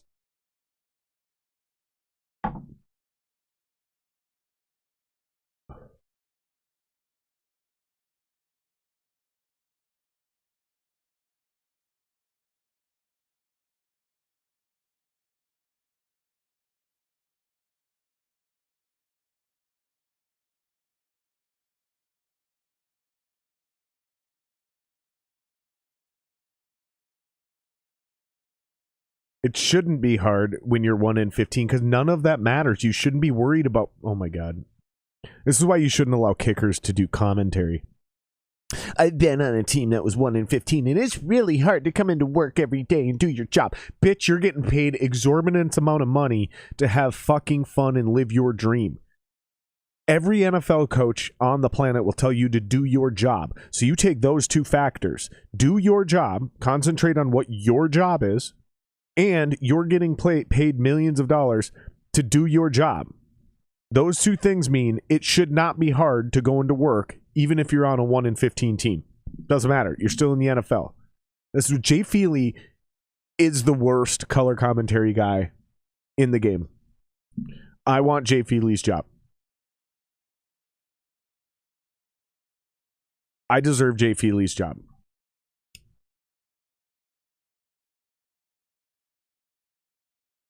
That noise that this defensive player made.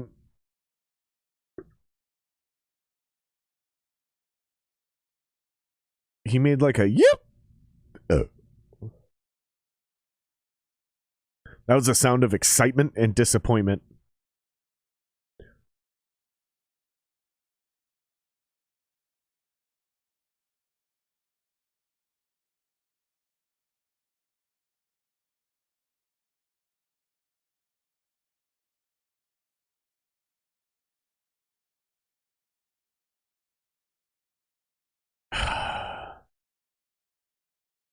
This is getting bad.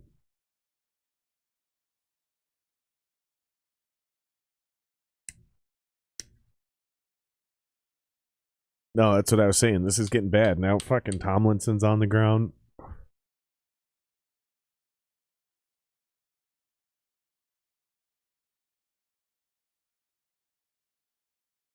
Right. It's rough. It's getting bad, guys. It's getting real bad. I don't know what is going on. But now Tomlinson's on the ground. We got injuries coming in. It's getting bad, guys. It's getting real bad. We're just gonna have to weather the storm, you know. I think the problem is that the definition of the Minnesota Vikings football team is the same thing with the Minnesota personality and Minnesota sports culture, which is there's always next year. We're nice. We're not mean. We're not threatening. People don't fear us. People don't respect us. It's embarrassing, man.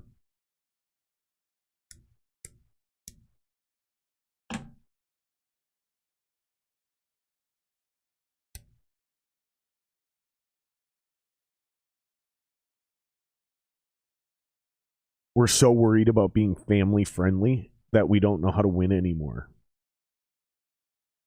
Like, I feel like Minnesota sports culture is literally, we probably, actually, I bet you if you looked up the invention of the participation trophy, I wouldn't be surprised if it came out of a Minnesota Little League sports organization. I wouldn't be surprised at all. Because this whole better luck next year, there's always next year, family friendly shit. It's so ugh. Like, dude, winning is family friendly.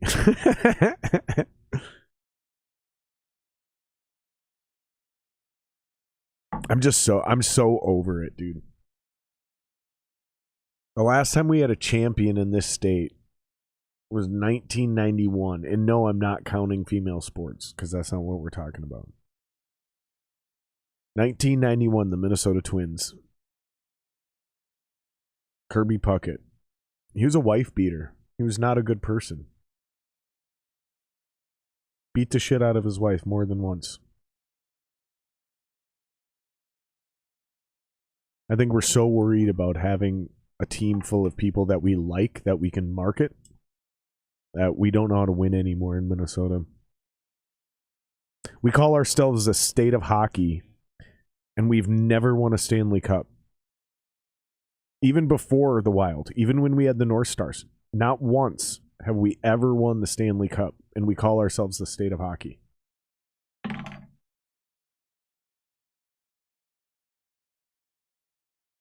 An embarrassment, man. I think it's time. I think Zim's got to go. I think Spielman's got to go. 3rd and 8. They're at their own 27. Detroit is. Goff looks like he's actually finally not making good decisions anymore. Pass is incomplete. That'll result in 4th and 8, and they're going to finally punt the ball. Is that their first punt? No, it can't be. Can't be their first punt. Might be their second punt, though. And I disagree with Scott, with a person. I'm still holding strong that I won that bet because my score was closer than your score.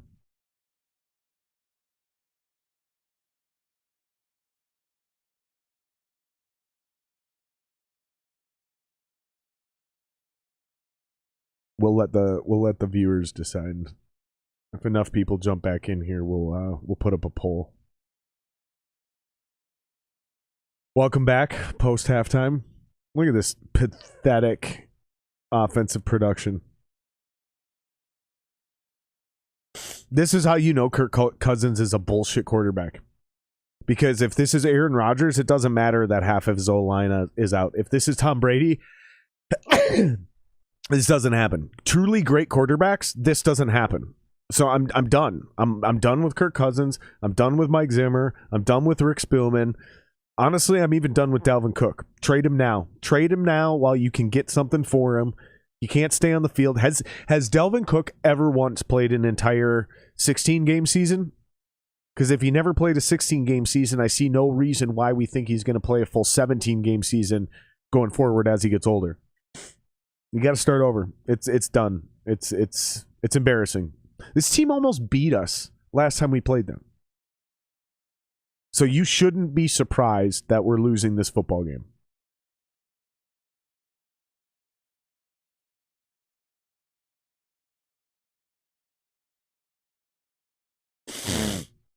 Yeah, Justin Jefferson, man, I'm telling you, he's elite. I agree with this. That's why you need to blow everything up and literally get him a great quarterback now. Right fucking now.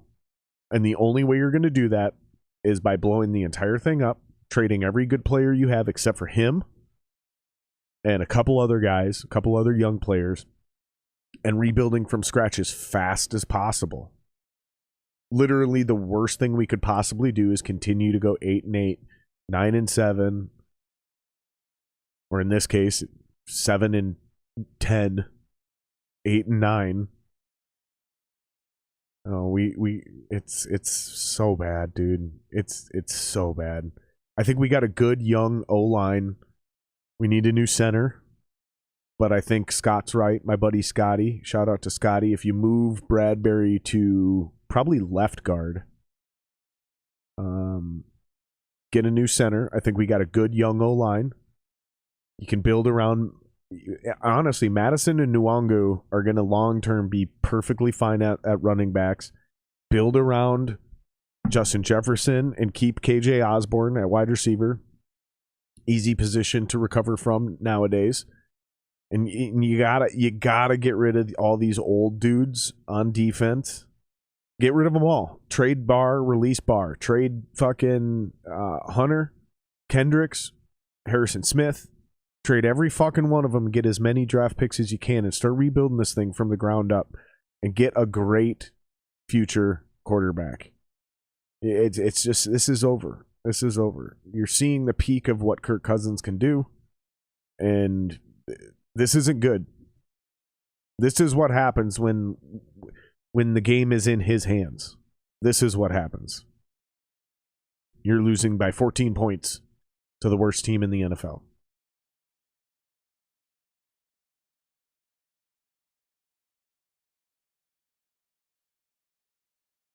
Second and 2. Hand off to Madison. He actually got the first down. Like I've said, Madison could be a productive runner if he's the feature back. He's just not a spell back. He's not a change of pace back. Look at Jared Goff's dumb face. God, I hate that guy. I'm ashamed that I share a first name with him.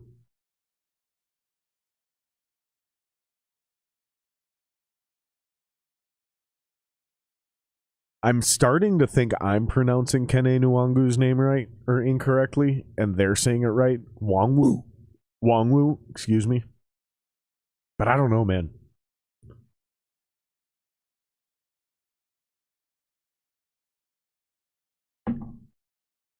Yeah.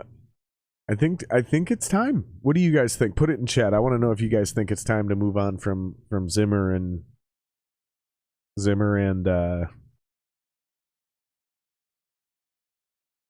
Spielman and Cousins.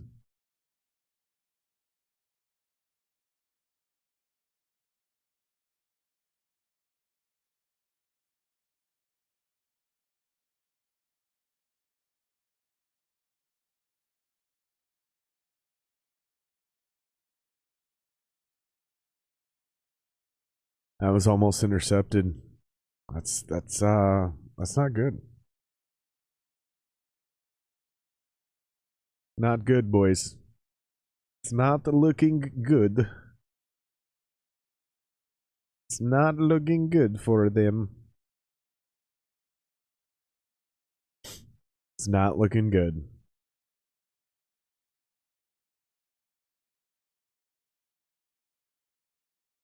I'm going to switch out this thumbnail.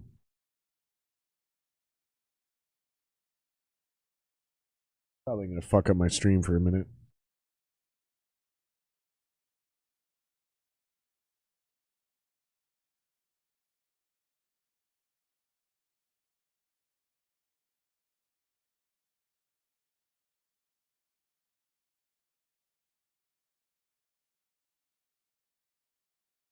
There we go.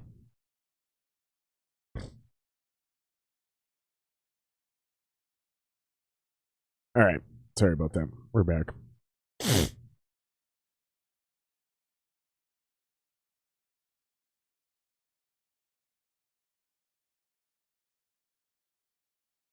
He's got it. Conklin touchdown. There you go. Finally. Conklin touchdown. Boom. There we go, baby. There it is. Finally. Cheers. There you go. Fucking finally. Oh, they're going to call that out of bounds.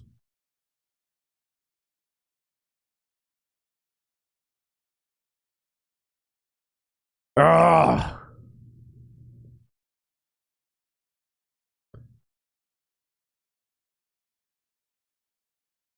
I don't see enough of it disturbed, though. I didn't see any white shit come up.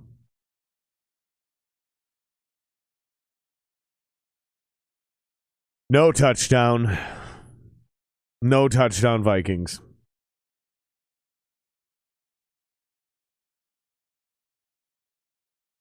Embarrassing. It really is borderline humiliating at this point. And that look on Cousins' face, that just like, golly, gee darn it. Oh, there's just something. I'm so fucking done with this team. I don't even know if I'm gonna keep doing these throughout the season this year. I don't even think I'm gonna watch Vikings games anymore because I'm so fucking over this joke. And honestly, I'm not even gonna lie. This shit started back in 2017 when I had my fucking meltdown after the NFC Championship game and I burned all my goddamn gear. Because this team is a bunch of bitches. Literally. Bunch of bitches. There's not a single motherfucker on this football team I'd be afraid to go to war against. Not one. There's not one player on this team that's actually a scary individual.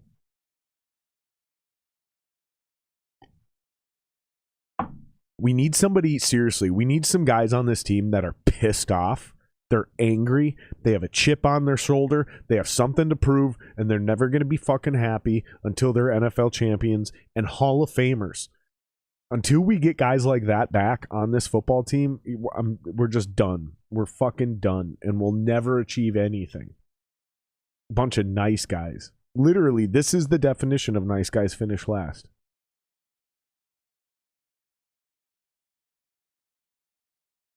That's yeah. That's just the state of the reality we live in. You know, wars aren't won by good guys. I just want you guys to know that. There's some shitty people on the winning side of wars, including all the ones we won. We did some bad shit to win those wars. That's what made us fucking tough in the first place. Just disappointing, man. It's hard to watch.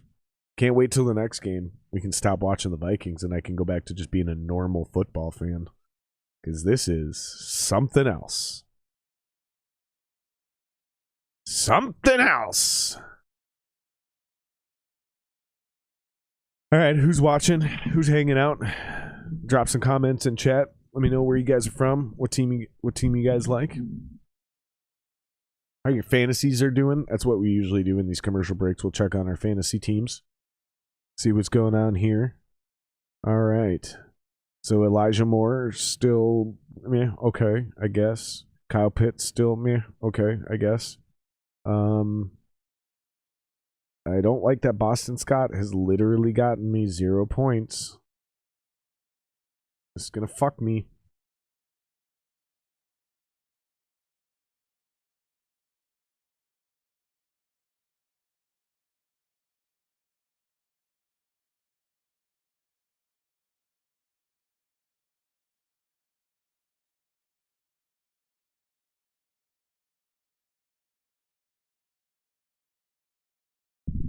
Yeah, I'm pretty much 100% gonna lose this week because of Boston Scott.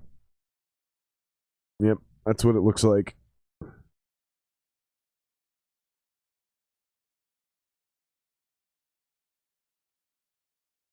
Yep. Hey, what's up, Sean? How you doing, buddy? Thanks for checking in. Thanks for hanging out. Feel free to use the graphic to sync this shit up. If you're watching the football game, you can sync this up. We'll fucking hang out, rap. I'm smoking some cigars and drinking some beers. I hope you guys are having a good Sunday. Finally snowed, so I might be able to get out there and make some money this week. Looks like it's going to snow again on Tuesday or Wednesday, so that's good for me. I make money when it snows.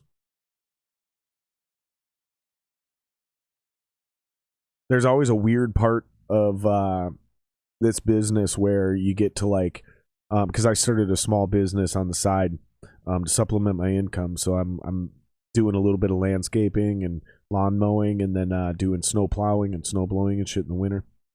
And there's always that weird point, kind of the end of September, somewhere in October, through about now, where the grass isn't growing, so nobody needs anything mowed, and there's no snow, so you can't make any money doing that shit either, man. Here we go. All right, let's see if the Vikes can get a stop from their own 22. Jared Narrow Eyes Goff drops back. Incomplete pass. It's going to be 3rd and 13.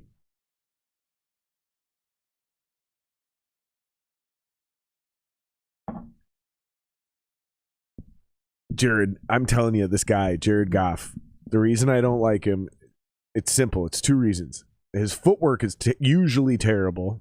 He's really easy to scare. That's one thing. And then the second thing is the eyes are too close together. So I call him Jared Near Eyes Golf. 3rd and 13. Detroit at their own 22. Goff drops back. He's sacked. Suck it, nerd. There we go. Maybe, just maybe, Blake Lynch, not James Lynch, Blake Lynch, linebacker. Maybe, just maybe, since they scored his field goal and they get the stop here, maybe, just maybe, we can make a comeback. We'll see what happens. How you doing, Sean Rush?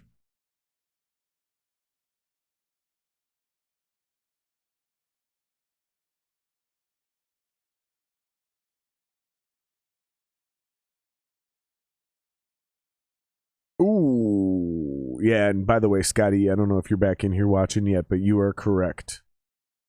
That was D.D. Westbrook earlier, number 12.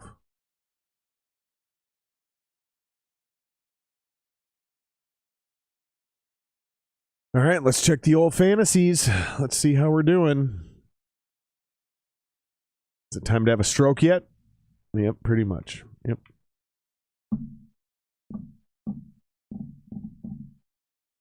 Oh, God, it's looking really bad. Boston Scott hasn't gotten a goddamn thing for me. I'm a little pissed off at my boy Anwar because I asked him to give me an update, but I guess it wouldn't have mattered because he was dictated healthy.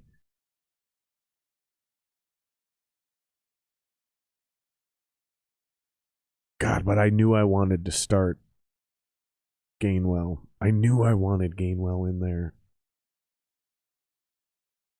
Oh, man, brutal. How are you guys doing in fantasy? If you guys got players going today, let me know, man. I'm curious to see how you guys are doing.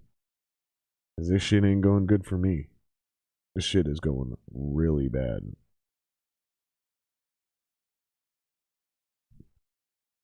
Fuck. The only thing I have going for me is that he has Ty Johnson and fucking Austin Walter or whatever the fuck his name is. And those guys have gotten him a total of 0.3 points.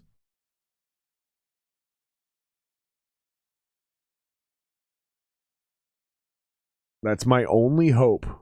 Is that even though Boston Scott has gotten me 0 points, he has 2 running backs who've gotten him a total of 0.3 points. That's my only... That's like the only thing I've got going for me right now.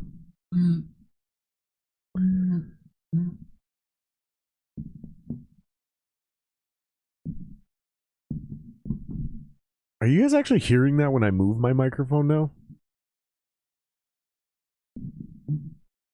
I bet you are.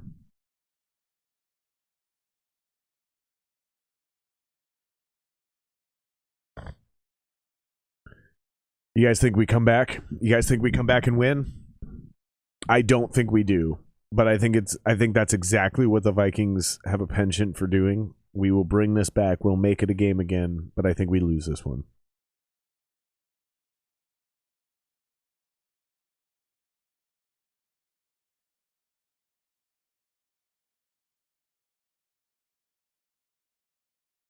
Fuck.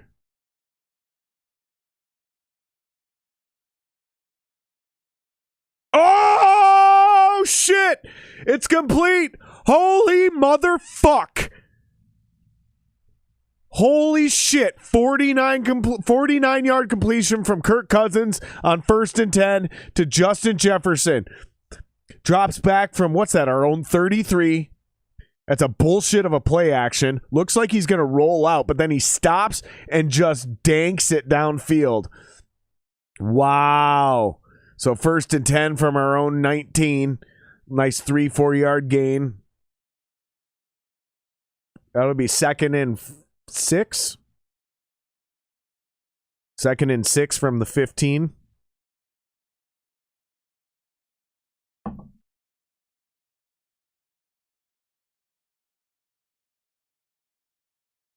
Second and 6, another bullshit play action.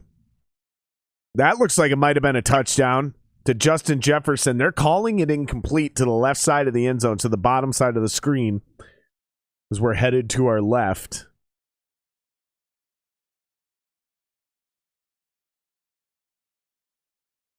I mean, that is a touchdown if he's in bounds. For sure. They could have easily gotten him for holding and given us a first down at the 1 yard line. I feel like the refs have not been kind to us in this game, and I don't think that's just my bias as a fan, because they've missed a couple egregious calls. It's a completion, though, so that doesn't really matter, does it? There we go. It's going to be 1st and goal from the Detroit 9. I'm going to say the 9. That's what it looked like to me. Came back. Oh, no, that's the 8. That's the 8. They might even give it to him at the 7. It's the 8. 1st and goal from the 8. Cousins in shotgun.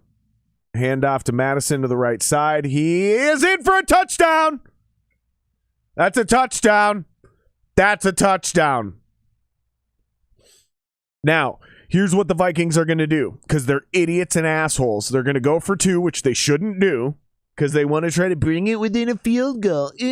But they're not going to get that field goal, and we're going to be chasing this point. They should just kick the field goal, or the extra point. Just kick the extra point, but they're going to go for 2. That's what they always do. They want to go for 2 to get it within a field goal. Here we go. Told you. Told you. They shouldn't do this, though. They should just take the fucking points and bring it to within 4. So then if you score another touchdown, you're up by an entire field goal. But they won't do that here. They're going to miss this, because this is what happens. Yep. So now it's 20-15. So now they're down by 5. So now if we score a touchdown and kick the extra point, then we're only going to be up 22-20, so they can win it with a field goal. So this is why I always say, do not go for 2 unless you actually need it, meaning to win the game. Like, this is a dumbass decision. Take the fucking guaranteed points, or the closest thing to a guarantee, which is the extra point, bring it to within 4, because you believe you can stop the Lions and score again. And then they need a field goal or better to tie. But now, if we do that exact same thing, we are 100% only up by 2 points, even if you kick the field goal.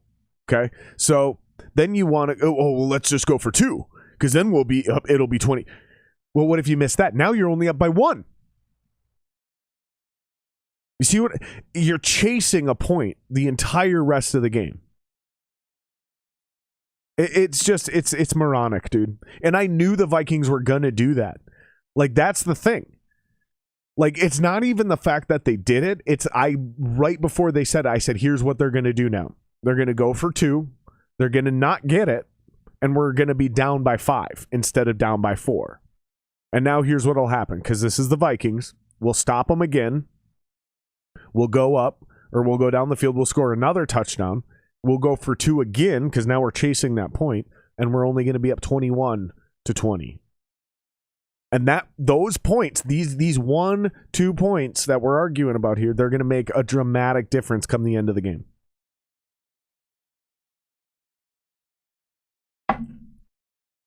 It's just it's hilarious.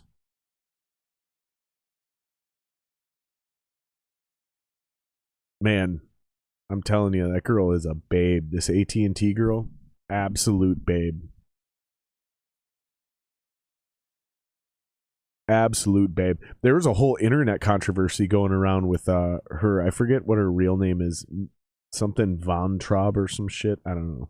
Something weird in Northern European, but she's got a really like ravenous fan base, and they're not very kind or subtle.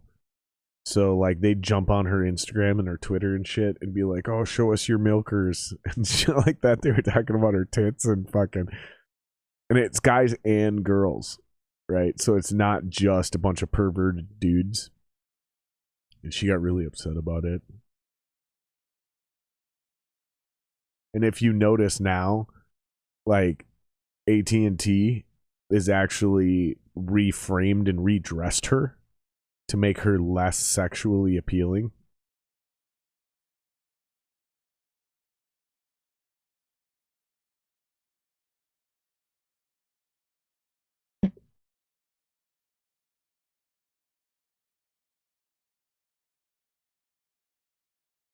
All right, well, the NFL is officially on NFTs, so if you're a musician and you don't know what NFTs are, you're a fucking moron, and you're literally behind the curve. Figure out what they are, and figure out how to make it happen.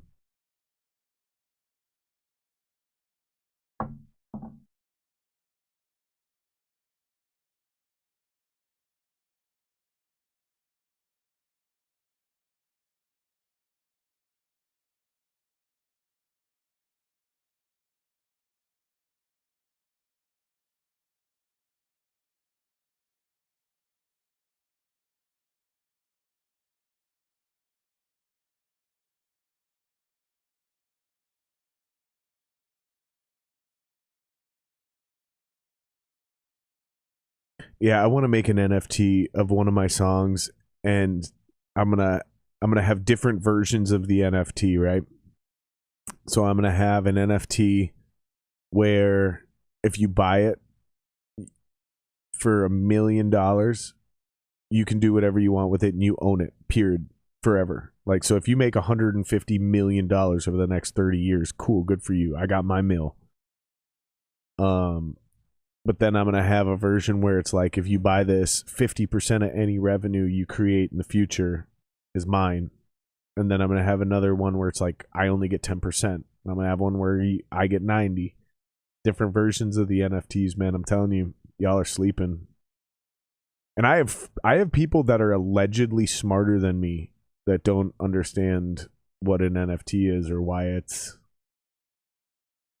And it just makes me chuckle, man. Just makes me chuckle, makes me excited for the next life.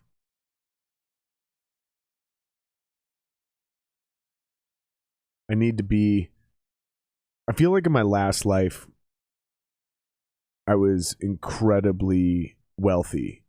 And I realized at the end of that life, nothing regarding money mattered. And so in this life, I don't value it enough. And it's made me poor. And I'm just hoping in the next life I find that balance of understanding the value of money, because man, I know how to make some money. I know what to invest in. And I'm convinced in my last life that I was crazy rich, but ended up miserable.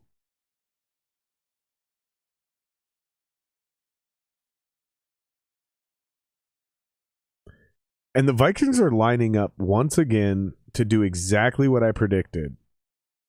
Here we are, 2nd and 9. Lions on their own. What is that, the 47? Let's call it the 47. 3-step drop fades. They're going to throw a flag even though it shouldn't be one.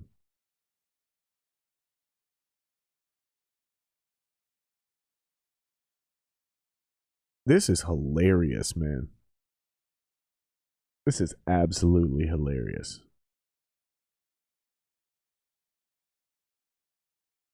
Let's see what's going on.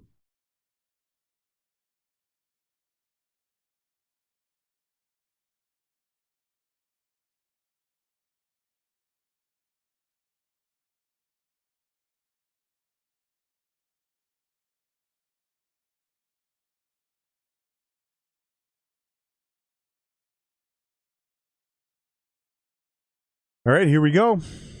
1st and 10. Now they're on our side. Ooh, Goff going deep. Oh, he does have an arm, doesn't he? Wow. That is the only time I've ever actually been impressed with Jared Goff is an incomplete pass. But I can immediately see why he shot up. Because when he wants to, he can throw that ball. Holy cow.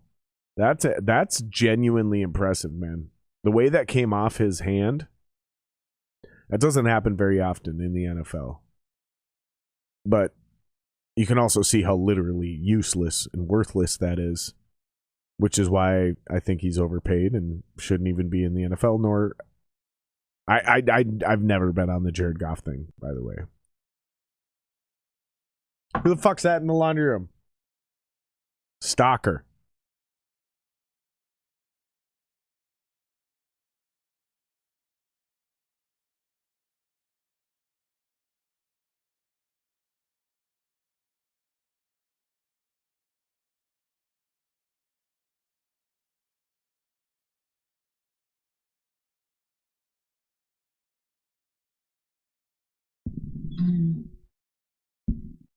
Yeah. Arm strength is the oldest deceiver. I mean, to an extent, I think you're 100% right. Because, yeah, arm strength without accuracy is a problem, right? But arm strength plus accuracy, I don't think it's deceiving or any of those things. But I know what you mean. It's like arm strength is like 40 times. You know, it's something that boomers overvalue, and it's something that young people undervalue. Like, because you can't teach arm strength, you can't teach speed, right? Like, those are two of the big truths in football. You can't teach arm strength and you can't teach speed. I can teach you anything else on the football field, but I can't teach you how to be fast, and I can't teach you how to throw a football far. There's just no... Yeah, I can make you stronger. We can do workouts, you know, whatever. I can make you faster. I can make you stronger. But you either have a good arm or you don't. You either are fast or you aren't. Yes, I can increase those things that you already have going for you, and we can kind of buff some of your weaknesses, but I can't take you from being a slow guy to being a fast guy, and I can't take you from having a noodle arm to a rocket arm. But if you are somewhere, wherever, we can add a couple points to that, but it pretty much ends there. You know, and they say, I've heard this, and I've heard this go from both sides. I've heard people say you can't teach accuracy either. And I feel like there's some truth to that, but I also feel like that is actually not true at all. Because is anybody actually accurate ever when they first start throwing anything? My answer is no. You learn how to become accurate. So I think accuracy is absolutely something you can teach, but I've heard Troy Aikman himself say accuracy is one of those things that you can't really teach. I'm not 100% sure that's true. Sometimes I feel like Troy Aikman says things just to say things.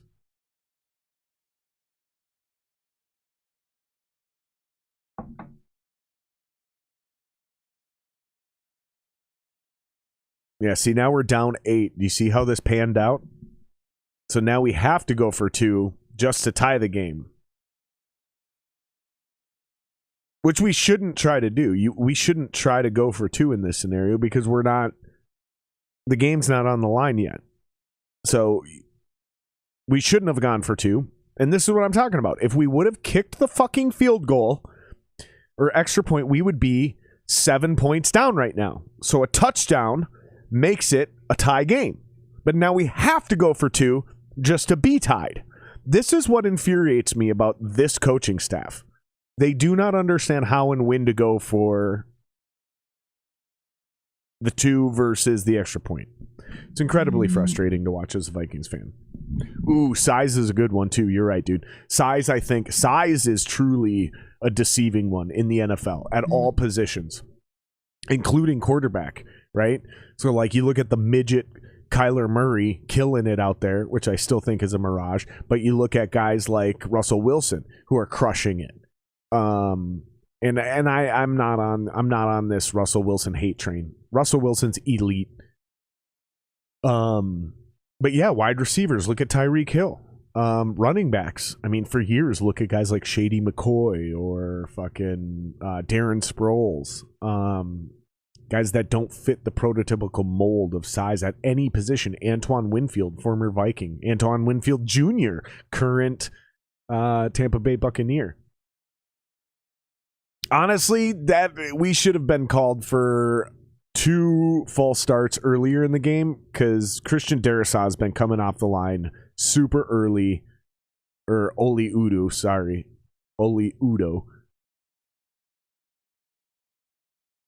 He's been coming off the line early all game. Woo! What a pass rush by the Lions, man. It was complete on the awkward tipped screen pass. So what are we at? 3rd and fucking bullshit now? Such a joke. Fire all Vikings.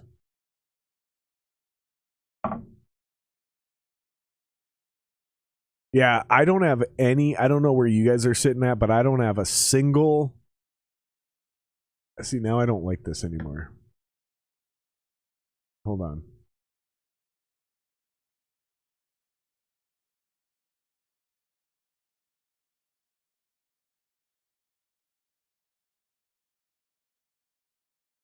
Yeah. Now I want it down there. Yeah, on fantasy this year, I started off just crushing it. Absolutely crushing. I was like undefeated for the entire first half of the season. And I'm convinced it was because I didn't have any Vikings on my roster. I went anti-Rube on the bit. I avoided all the Vikings players. I avoided every single one of them. I was going to draft Justin Jefferson, but somebody took him. I thought I was going to be able to get him, man. I did a bunch of mock drafts, and I didn't think he was going to get taken because there was more talented players ahead of him. But I do live in Minnesota, and some of the people in the league live in Minnesota, so you know there's going to be a premium on Minnesota players.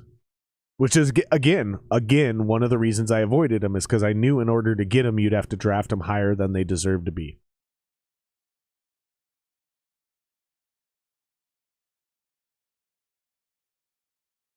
Dude, Casey's Pizza is bomb as fuck, bro. Casey's Pizza's doing real takeout pizza now? Oh, dude. That shit's worth it, bro. Casey's Pizza is the shit. I don't think they have Casey's Pizza nationwide. And it's not famous enough for anybody across the globe to watch it, so I apologize to any international listeners. But Casey's Pizza is something that happens here in Minnesota. It's a gas station. Casey's is a gas station. It's a convenience store. But they started selling pizza, I don't even know how long ago.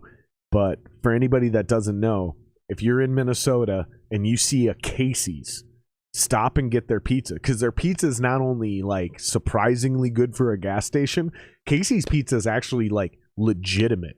It's actually good. So like stop when you're hungry on a road trip, you pass through Minnesota, stop at a Casey's if you see one, and get a Casey's pizza. You can get a whole pizza. You can buy it by the slice. It's like it's one of the only places not in downtown Minneapolis that sells pizza by the slice. There's very few places in the state of Minnesota that sell pizza by the slice. Casey's, that's how they started, was pizza by the slice. And that shit is so dope that now apparently they're putting out commercials selling whole pizzas plus breadsticks plus cheesy bread. plus a brownie.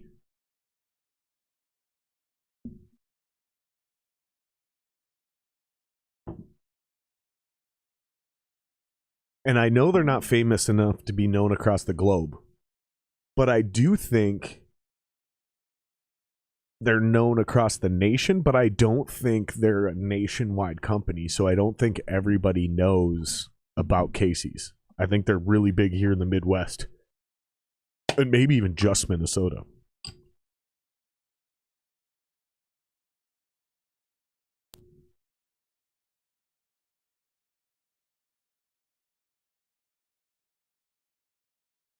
Yeah, I'm with you, Scott, man. I agree. Mason Cole should have stayed at center. Bradbury should have came back at left guard. Move Cleveland to right guard. I don't know what you do at left tackle. Maybe we should have put Brian O'Neill at left tackle because you and I talked about that a while ago.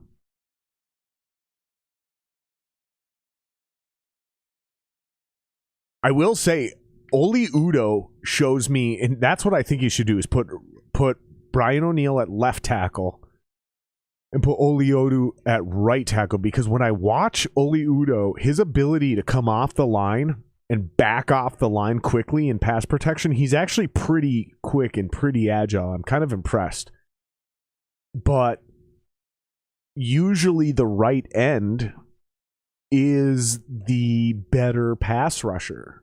And so I don't like Udo protecting your quarterback's blind side. I don't know. If anybody's watching, call me crazy in the chat. Seems like Scott seems to agree with me. Scott A. Person. Scott's middle initial is A, and Scott's last name is Person.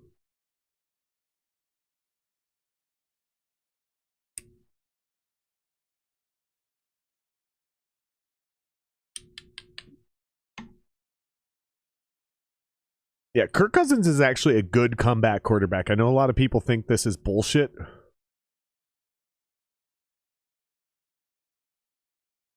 Yeah, they say he's 225-1 when trailing, but that's not what I've seen. Okay, I used to watch Redskins games, and I don't know why this happens, but when the Vikings are on the other channel or the Vikings aren't playing or whatever, we get a lot of Redskins games, and I watch Kirk Cousins play for Michigan State, and I watch Kirk Cousins play for the Redskins, and I watch the Vikings play against Kirk Cousins and the Redskins, and I remember the Vikings letting Kirk Cousins come back against him multiple times. And a lot of people said when Kirk Cousins first got here, the only thing we had to show for ourselves was what was it, like the fucking, it wasn't the Bills, but it was like somebody else that had us down 21-0 at halftime, and we came back and won that game. But then all of a sudden he had the fucking the Saints game a few years ago in the playoffs, and then all of a sudden he had last year, and now he's got a bunch of games this year. Kirk Cousins is a good come from behind quarterback. The problem is Kirk Cousins is not a great / elite level quarterback. He is good to very good. So he is only great / elite when everyone on his team is primely developed and drafted and put in place for him, around him, and they're all fucking healthy. Because when there's a bunch of injuries, this is not a Russell Wilson. This is not an Aaron Rodgers. This is not one of those guys that can just put the game on their own shoulders and win for you. It's just not going to happen, dude. I'm sorry if I'm hurting your feelings as a Kirk Cousins fan. I'd rather have number 12, that backup quarterback, than Kirk Cousins right now. I'd rather have Trevor Siemian. I'd rather have fucking Taylor Heineke. I'd rather have Ryan Tannehill. I'd rather have Kyle Orton, if he's even still playing. I'd rather have Ryan Fitzgerald. So many players I'd rather have than Kirk fucking Cousins. And I was a Kirk Cousins supporter until this year, actually, you guys. That's what I'm trying to say. This is the year I finally gave up. Kirk Cousins' best season as a quarterback is the one I gave up on him. I want you guys to chew on that pill and think about that for a minute. Yep. And now you have to go for 2. So Vikings touchdown, KJ Osborne. Congratulations. Good for you.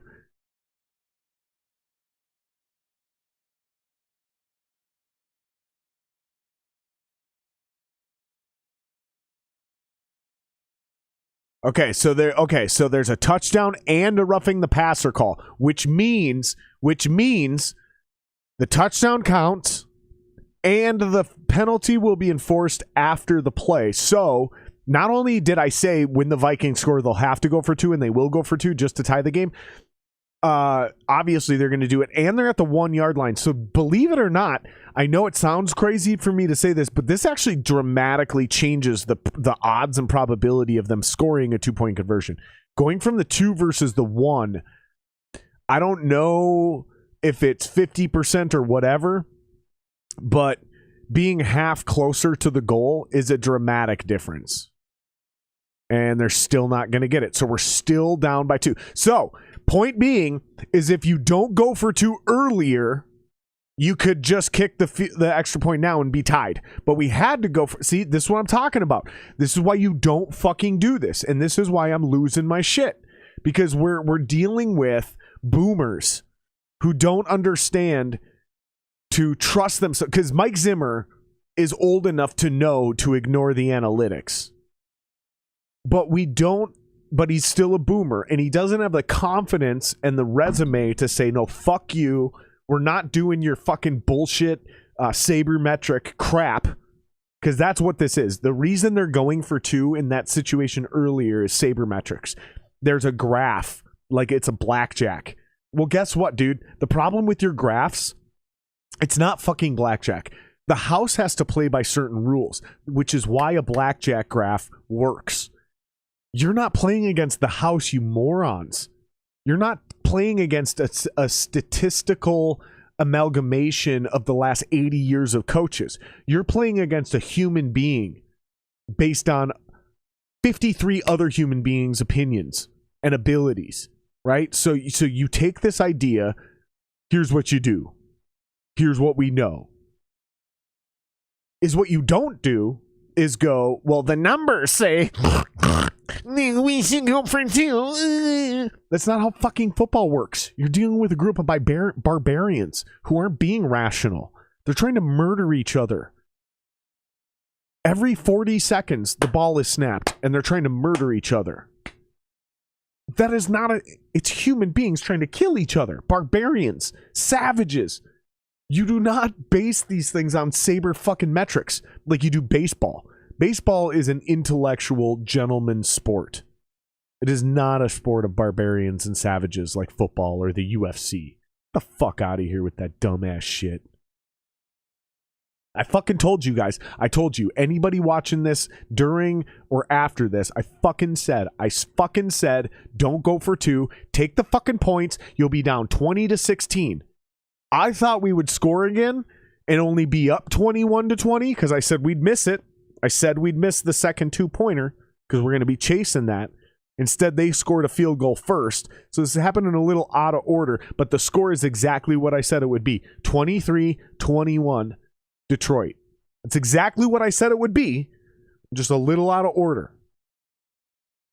Well, I'm fucking saying, man, I deserve Jay Feely's job. Jay Feely is a terrible color commentary guy. Put me on the fucking... You know what? Fuck this. I swear too much. I don't want your fucking job, CBS. You fuck yourselves. We just need more people to subscribe to this. And I need somebody who really wants to do play-by-play. Sit down here with me. We'll do a fucking play-by-play. And then I'll do the color commentary. And I'll be dropping F-bombs like your mom's horny. Suck it, nerds. Yeah, number 87. The way he jumps in here is actually pretty devastating. Just completely ghosted that dude. Yep. And that was a terrible play call. You're right. You're right, Scott. Kirk is very good at executing his primary read when it's open. You know what? Kirk is also a very good person. He's a very nice guy. He's probably like the best dad on the planet, and he's a great Nickelback fan. That's what I'm going to say about Kirk Cousins. Because my mom said if you don't have anything nice to say, don't say it at all. So I'm just going to say all the nice things about Kirk Cousins. He's a very good person. He's probably a great dad. Probably like one of the best dads. And he's a great fan for the band Nickelback. If you notice, none of those things were about football.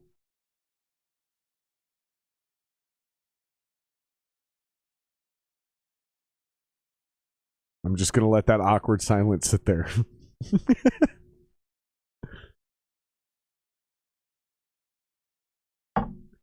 Excited for these 3 o'clock games, man. I'm kind of over this.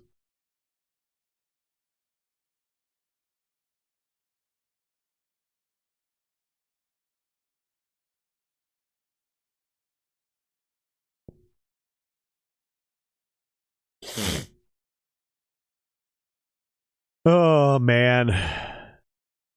So I wasn't able to play in our DraftKings league.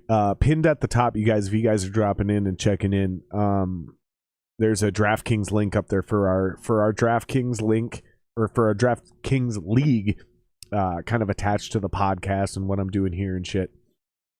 I wasn't able to play this week because DraftKings is requiring me to get verified, and I don't know why. I feel like my troll is back and somebody reported me. Because it doesn't really make sense. I've been a DraftKings member for like 4 years, and suddenly, randomly, now I have to get verified. Like, I didn't join new contests. I didn't try to do anything weird. I didn't do anything new, unique, or different. But I have to submit photo identification to prove that I'm me. Like, whatever.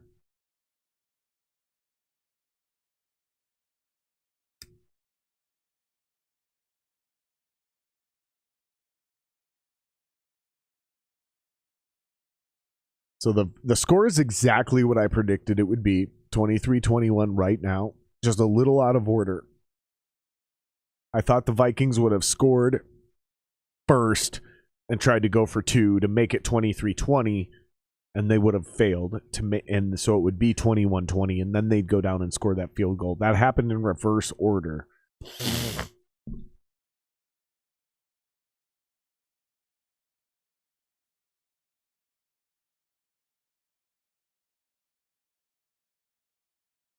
And then the Vikings apparently play this Thursday. I didn't know that. This is how little attention I pay anymore. Nope, that's not pass interference. That is great defense. On 2nd and 4 to force a 3rd down, Cameron Dantzler, that's a great play right there. That is a great play. That is a great play. I love that play. Cam Dantzler had a great rookie season. His second season is something we wish we had a better year. Let's just say that.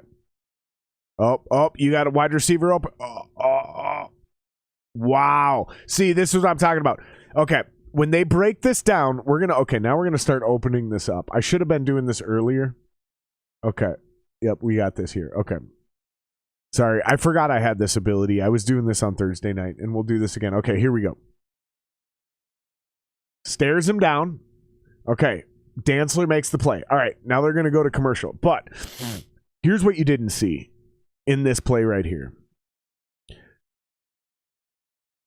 There was a player coming on a wheel route across the middle of the defense, and he wheels out on the right side, so the top side of the screen, and he goes north and south. And there was already a wide receiver there.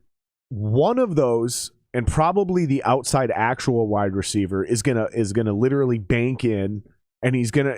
I'm not gonna sit here and claim what route he is gonna run until I look at it, but basically a glorified post route to bring his corner or the appropriate safety in to cover him and leave that open. That dude, one of those two guys was about to be, and if not already, wide open.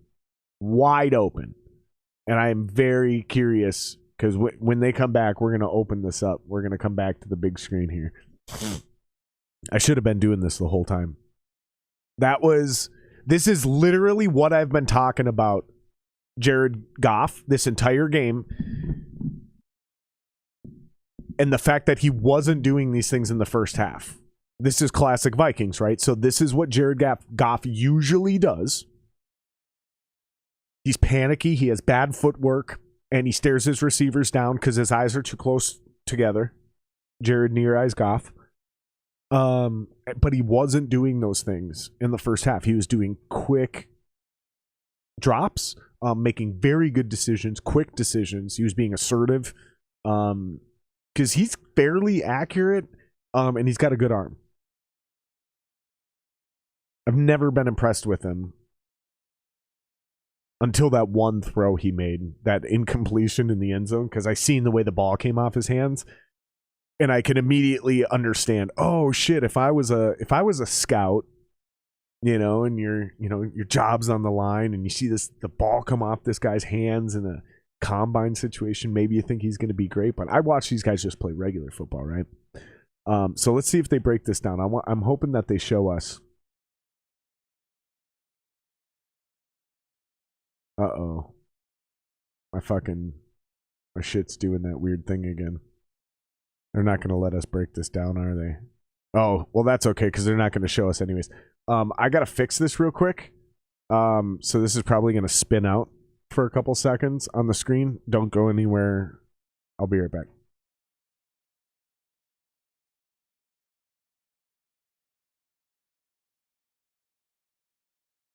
There we go. All right, and we're back. So they did end up breaking that fucker down. We're still here. We're still fucking here. So they did end up breaking that down too. And if you watched the top side of the screen, it was the wheel route wide receiver that ended up being wide open. If Jared Goff would have watched what I watched, which he should see it easier because he's on the field, and I can't rewind it, so I can't break it down and show you guys, but he was absolutely wide open, and they could have thrown a touchdown just to that front pylon. It was wide open there, and I hope you guys saw that when they did break that down as I had to drop it and restart it. But yeah, hopefully this doesn't do that again, so we can do this and we can show you plays, because that's what I was trying to do. I want to be able to do that, which we normally can do. So let's get rid of all these things that are making the stream glitchy. Here we go. All right, we should be good now. Come on, quit it. There we go. We should be okay now. Still a little glitchy? It should even out here in a second. All right, so here we go. Things are getting interesting. 2nd and 20. Fucking Vikes are still down by 2. I don't know what the fuck is going on. I don't know how. I mean, we're literally dead on in my prediction so far. And I do think the Vikings are losing this game. I said that from the beginning. I'm not changing that. Here we go. 3rd and 22. That was a terrible screen pass. And I get it. This kid, Nwangu, he's going to be a playmaker. He's going to be great. I get it. But the Vikings are not putting him in a position to be successful. You don't run this kid in a screen. You don't do that to this kid. You run this kid in a clear passing down where he's going to run a clear passing route like a Kenneth Gainwell. You got to get him the reps there. Or you bring him in on literally first down where it's 50-50, maybe push him on a play action. They're just trying to salvage yards at this point. Jesus Christ, man. 4th down, barely midfield, down by 2. It's the 4th quarter. There's 6 minutes left going here. You're Mike Zimmer's putting everything on this shambles of a defense.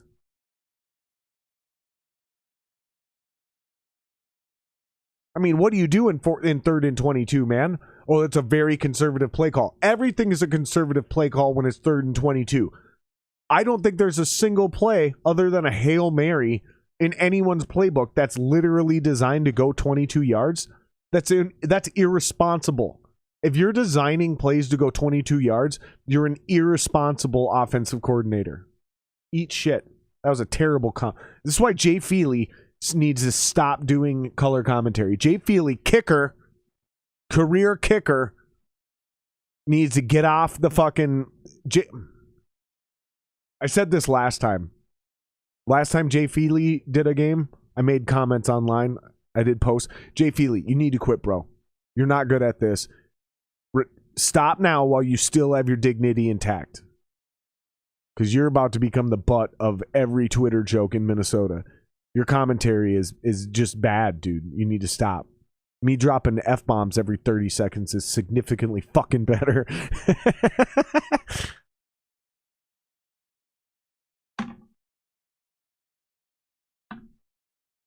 Yeah, see, you're seeing what I'm seeing from Jared Goff now. I'm curious, though, because they're still up, right? All they really got to do is run the ball. So if I'm telling you right now, man, if the Lions lose this game, Dan Campbell should be fired.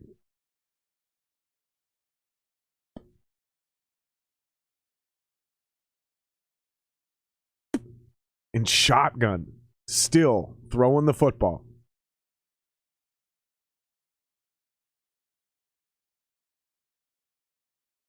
They're up 2 points throwing the football.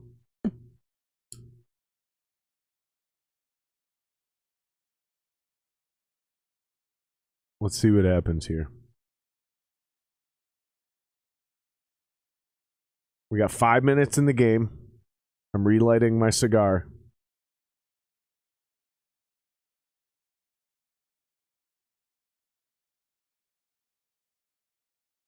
That's a good cigar, man. Punch Knuckle Buster. I tried to get sponsored by a few different cigar companies and I got denied. But I'm working on something where I can get you guys. I'm working on a local company and I'm trying to get you guys a discount code. Trying to get them to sponsor the podcast and either provide me free cigars or give us a crazy discount on cigars. One of the two. Either way, getting you guys a discount.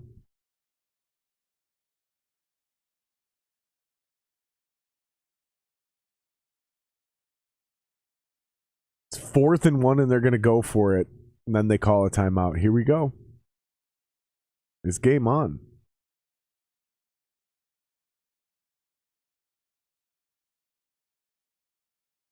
Jay Feely thinks they should punt the ball. I'm curious. I'm curious what you guys think. Because that is actually the correct decision. That's the, correct analytical decision. However, me, if I'm Dan Campbell, and I haven't won a single game, fuck you. I'm running power right. Yep. There you go. Power right. Power right. Power right. Run it. Get the first down. Nope. They play action. And he sack fumble. The Vikings have it on the Detroit 20. Woo!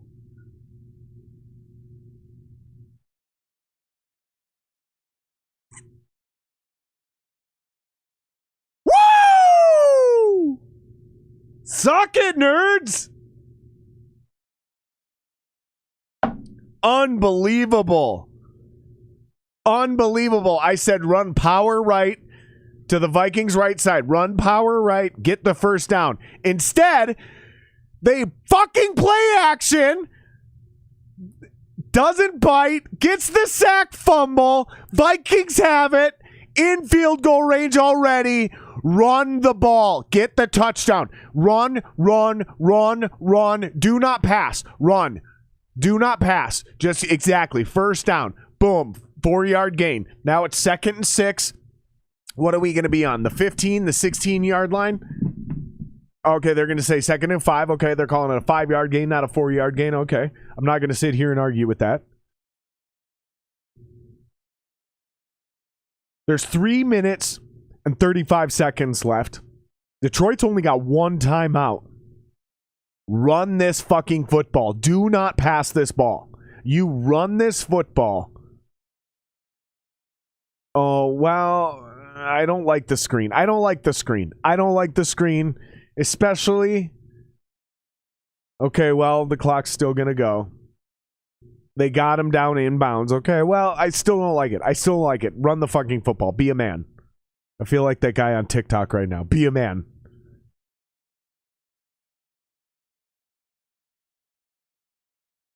All right, here we go. It's 3rd and 1. Detroit's got 1 timeout, 2:49 left. Shotgun handoff. Madison does not get it. I don't think he got it, you guys. It's going to be 4th and an inch. I don't think he got it. It's going to be 4th and an inch. This isn't good. Son of a bitch. This isn't good.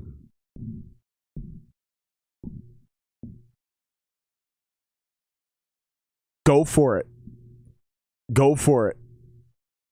Get the first down.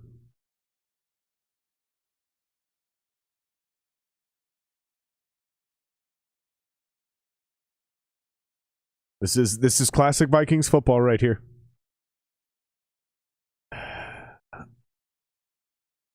Now, I just need to... They got the first down. Now, I do need to admit, again, I need to remind everybody who's checked in throughout this entire thing. I think we've had 30 or 40 people check in. We've only had a couple people, maybe a handful of people at a time, but I just got to remind everybody, I predicted the Vikings would lose this game, and I predicted that the score would be 21-23 at some point in time, just not in this order, and the Vikings actually have a chance to run the clock out.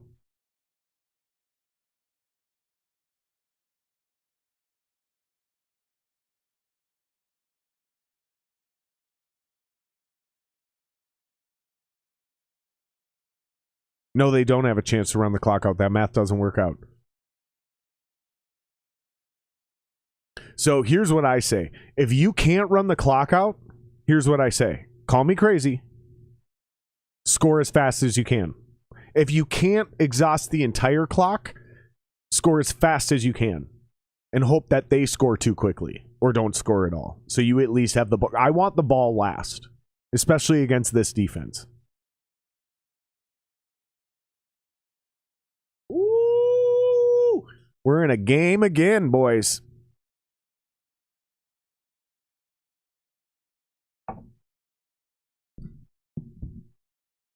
Here we go. Oh, shit. This is tough, boys.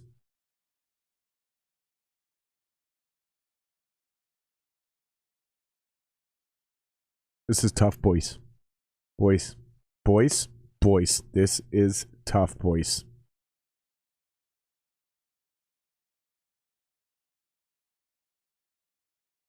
Oofda, boys. It's getting tough here, boys. All right, let's check the fantasies. We're on commercials here. All right, everyone check their fantasies. Where are y'all doing? Is everybody winning? Let's check it out here. Elijah Moore's looking real good for me, boys. Boston fucking Scott hasn't scored a goddamn thing for me. At 11:45, apparently they decided he wasn't going to play, and I could have had Gainwell.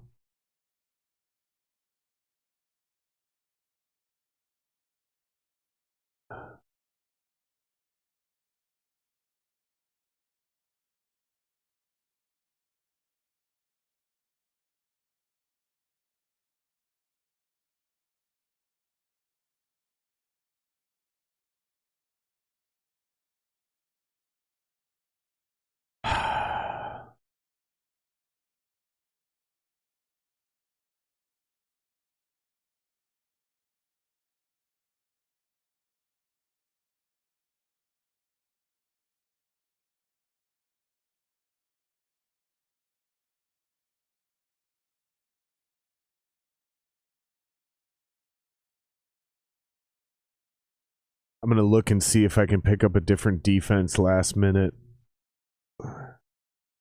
Because I need something special. I need something special to save me this week.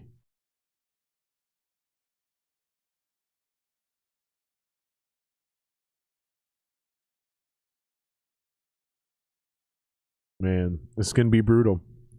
I'm pretty sure I'm going to lose my fantasy this week. And if I lose this week, I'm pretty sure I'm out of the playoffs.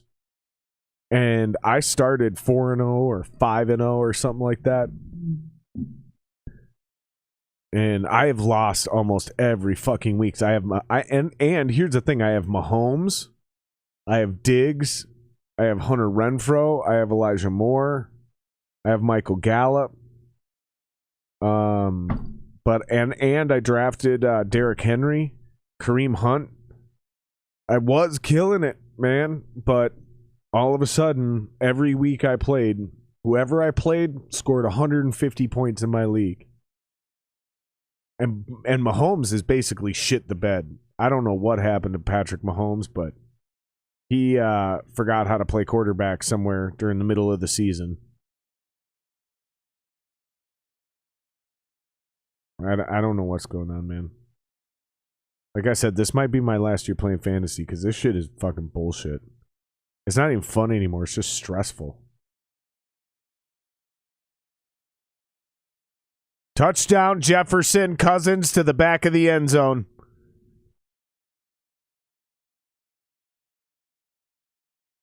They did it. They fucking took the lead. Sons of bitches. Holy shit.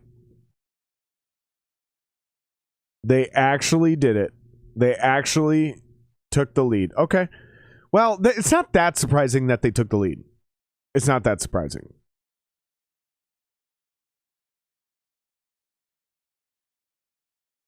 They're going for 2 again because they're idiots. Just kick the fucking field goal. This does you no good. This does you no good. You're still up by 4. Like, going up by 6 doesn't matter. Just kick the fucking... This is what I'm talking about. This is that dumb shit I'm talking about. It literally doesn't matter if you're up by 4 or you're up by 6. Because either way, you've already mathematically made it to where they have to score a touchdown and a field goal, and an extra point in order to be up by 3 points. Like, what are you trying to do? Go up by 6 so the game's on the line with the extra point? Come on, man.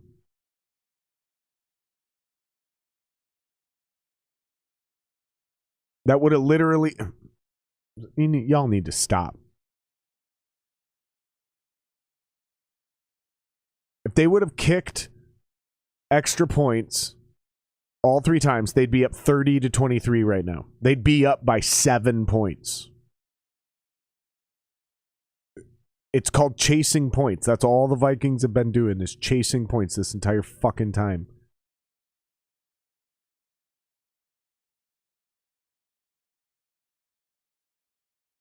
Now, I don't think the Vikings are as bad in the 2-minute warning of the final versus what we were saying earlier. In the final 2 minutes of the first half, the Vikings are the worst team in football. I don't think they're as bad. Even if they're still the worst team in football, I don't think it's as bad in the fourth quarter.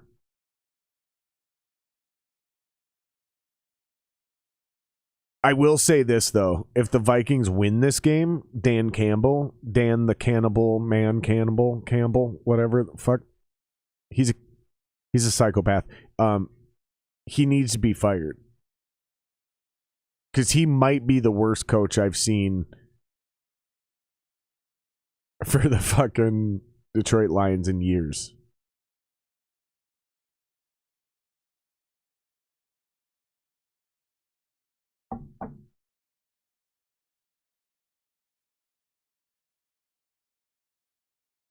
It's interesting.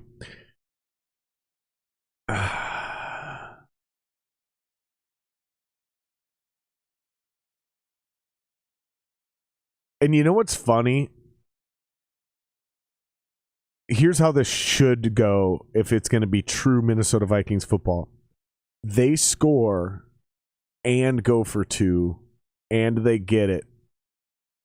That was almost picked off right there. All right, it's 3rd and 10. But that's how this should go if it's going to be true Vikings football. They score a touchdown and go for 2, so suddenly they're up by 4.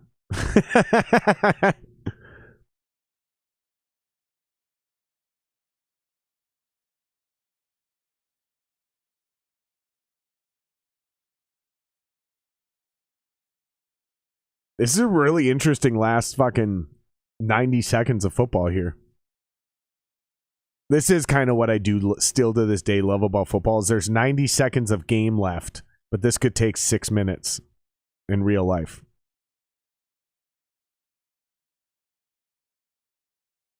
That was a hell of a play. Now, I don't even want to pretend I know how to pronounce that guy's name. I've been giving the announcers names. Announcers a lot of shit for mispronouncing names. I don't even know how to. I don't even. Ibuque? Igwubuke? I don't know. I gotta hear him say it.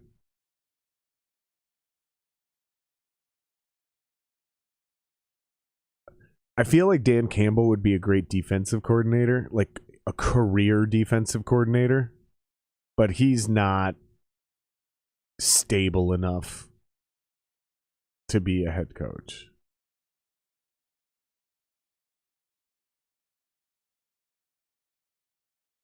See, and this is why I'm saying, this is why I would be a bad owner, because I was ready to fire Mike Zimmer at halftime. And they might win this game. I'd have fired him already, though. I agree. I actually agree with dumbass Jay Feely. Call a timeout just for the sake of calling a timeout. Call it right now. Right as they break huddle, call a timeout. Timeout. Just call the timeout right now, just for the sake of doing it. Break up the rhythm, calm things down, give yourself a breather, switch out personnel, call timeout. No, this is where Jay Feely actually says something that makes sense, and I agreed with it. Yeah, you should have done it for the sake of doing it, because now you actually kind of need to. That guy was almost offsides. That guy might have even been lined up offsides. So now call a timeout. Well, actually, no. Now don't call a timeout because now it's 3rd and 1. See, that's what I'm saying. I agree with Jay Feely. I would have called a timeout on that first down to give yourself a breather, switch out personnel, break up their momentum, break up their timing, do all of that shit. Because then they ran a successful play, then ran the hurry up on you, and now it's 3rd and 1. Your guys are just as gassed as theirs are, and you can't take a timeout because if you do take a timeout, you're giving them way more time to think about it. That's not what you want to do, and this is not good here. Ooh, they took a timeout, didn't they? Ooh, there's a flag. Delay a game. Wow. That's an interesting turn of events. I wonder if that was tactical. I wonder if that's tactical. I wonder if they did that on purpose just to see what we would run in that 3rd down spot so they have a better...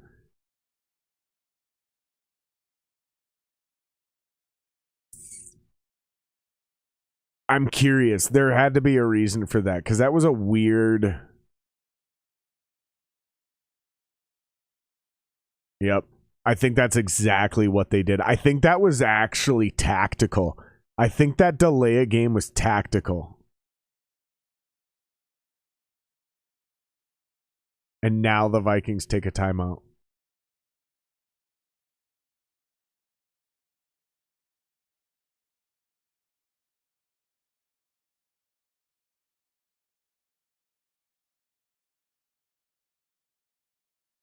This is confusing. They said 2nd down, but it says 1st down on the screen.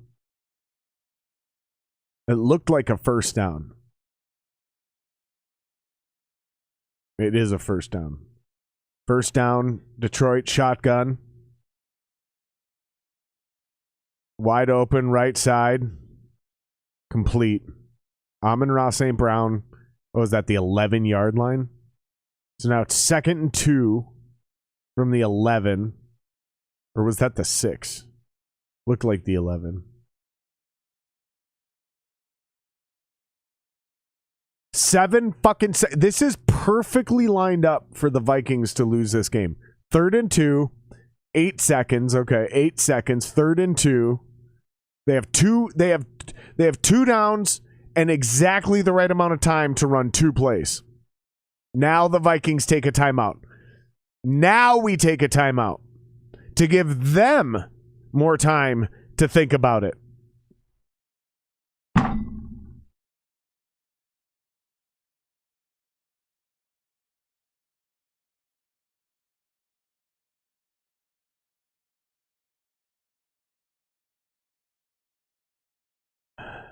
If they would have called that timeout at that beginning of that thing when the clock had already been stopped, our players were gassed, their players were gassed, it was first down. You take that timeout right then and there. Break up their momentum. It gave but they didn't. Like, what are you doing with these 3 timeouts? You can't go home with these 3 timeouts. It's disappointing. And look at all that room on the right side of the field to the top of your screen. Incomplete. That was classic Jared Goff. But that doesn't really matter. That almost felt like a burner play. You think they'll show us the replay on that?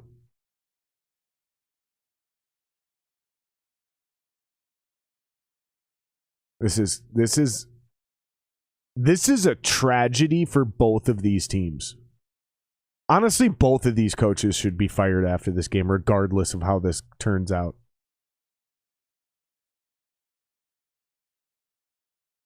Now the Vikings take another timeout. Cute.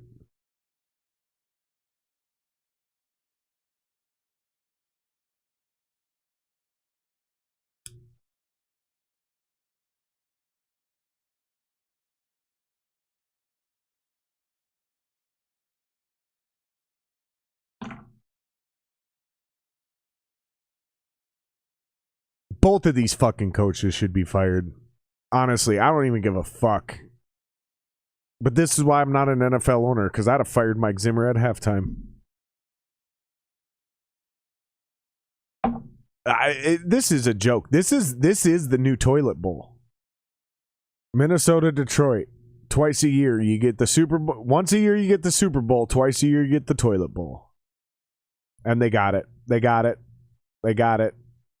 Game's over. Told you. Told you, motherfuckers. I fucking told you. I told you the Vikings were going to lose this game. I never backed off of it. I fucking knew it. Fire Mike Zimmer. It's over. It's over. Fire Mike Zimmer. Right fucking now. You should have fired him at halftime. I'm surprised it even came down to this close. Fire him. Fire him right now. And you should still fire Dan Campbell, but look at Cam Dantzler's dumbass. What the fuck is that haircut? What is with Cam Dantzler's fucking haircut? He's got 2 random braids just dangling in the front of his head. He looks like a shrimp. He looks like a shrimp, like with the 2 little things, you know, the 2 little antennas. Look at that shit. Touchdown. Boom. Oh, I'm surprised. Honestly, with the way my luck goes, I'm actually surprised that that touchdown wasn't to Josh Reynolds as well. Because that should have gone to Josh Reynolds if I was really going to get burned today. I fucking told you guys. I fucking told you that the Minnesota Vikings were going to goddamn lose. Scotty, if you're going to do a post-game thing, let me know and we'll I'll hook up with you and we can do one on Facebook.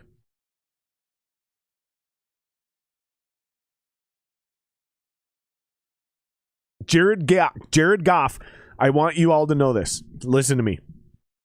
Listen to me. Jared Goff just won his first game. Jared Goff just won his first game without Sean McVay as his head coach. Jared Goff has been in the NFL for I don't know how goddamn long, 3 years. Maybe this is his 4th year. And this is the first game Jared Goff has won without Sean McVay as his head coach. I just want that to sink in. Sink that shit into your fucking skulls. Fire Mike Zimmer. I think Spielman's got to go. And do it now. Do it right motherfucking now. I'm done. It's over. I'm ending this stream, but we are going to come back. We are going to do the 3 o'clock games and maybe even the Sunday night football games. I think we're going to roll with this. I think we're having some fun. So we're going to shut this down. Go follow well, maybe we won't shut this down, but I got to go take a leak. So chat amongst yourselves. Let me see if I can put one of the polls in here. Hold on. I'm going to put a poll in here. We're going to put a poll in here. Hold on. I want to know what you guys think.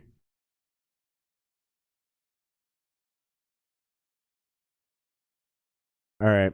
I want to know what you guys think. So here's what we're going to do.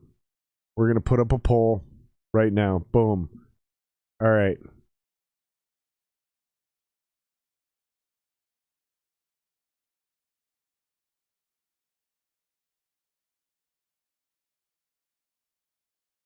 Boom.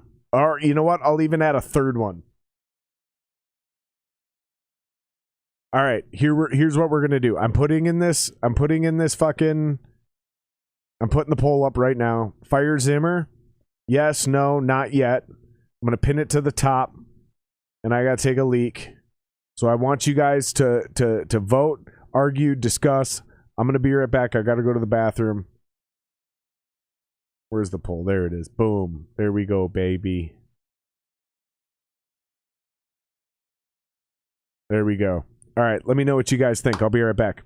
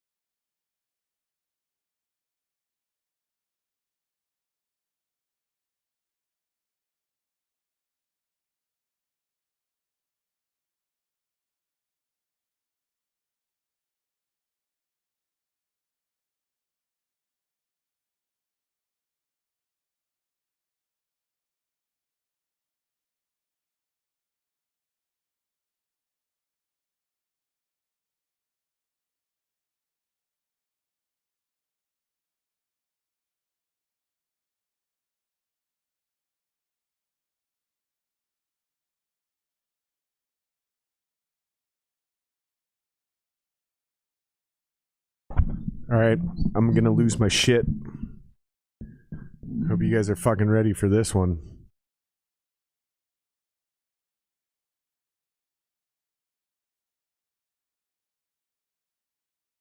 I'm gonna need a minute. I'm not going anywhere. I'm just gonna sit here while you guys jump into chat, waiting for me to lose my shit.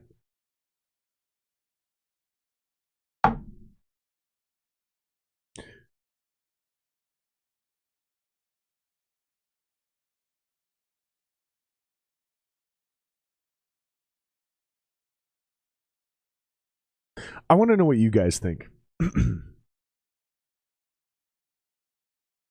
I want to know what you guys think.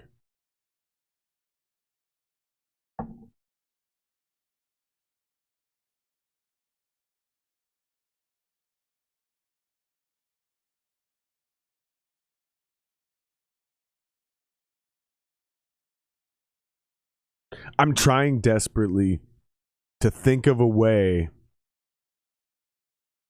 I think I need to drink. I feel like when when white girls on TikTok and Instagram talk about their kids making them need more wine, I can now relate. That's how the Vikings make me feel. Like, I'm just watching a disaster unfold before me, and there's nothing I can do to fix it. It's partially my fault. This is not a good thing that we're watching happen. Yeah, I think we do. I think we need to get rid of Mike Zimmer. I think it's finally official. It's over.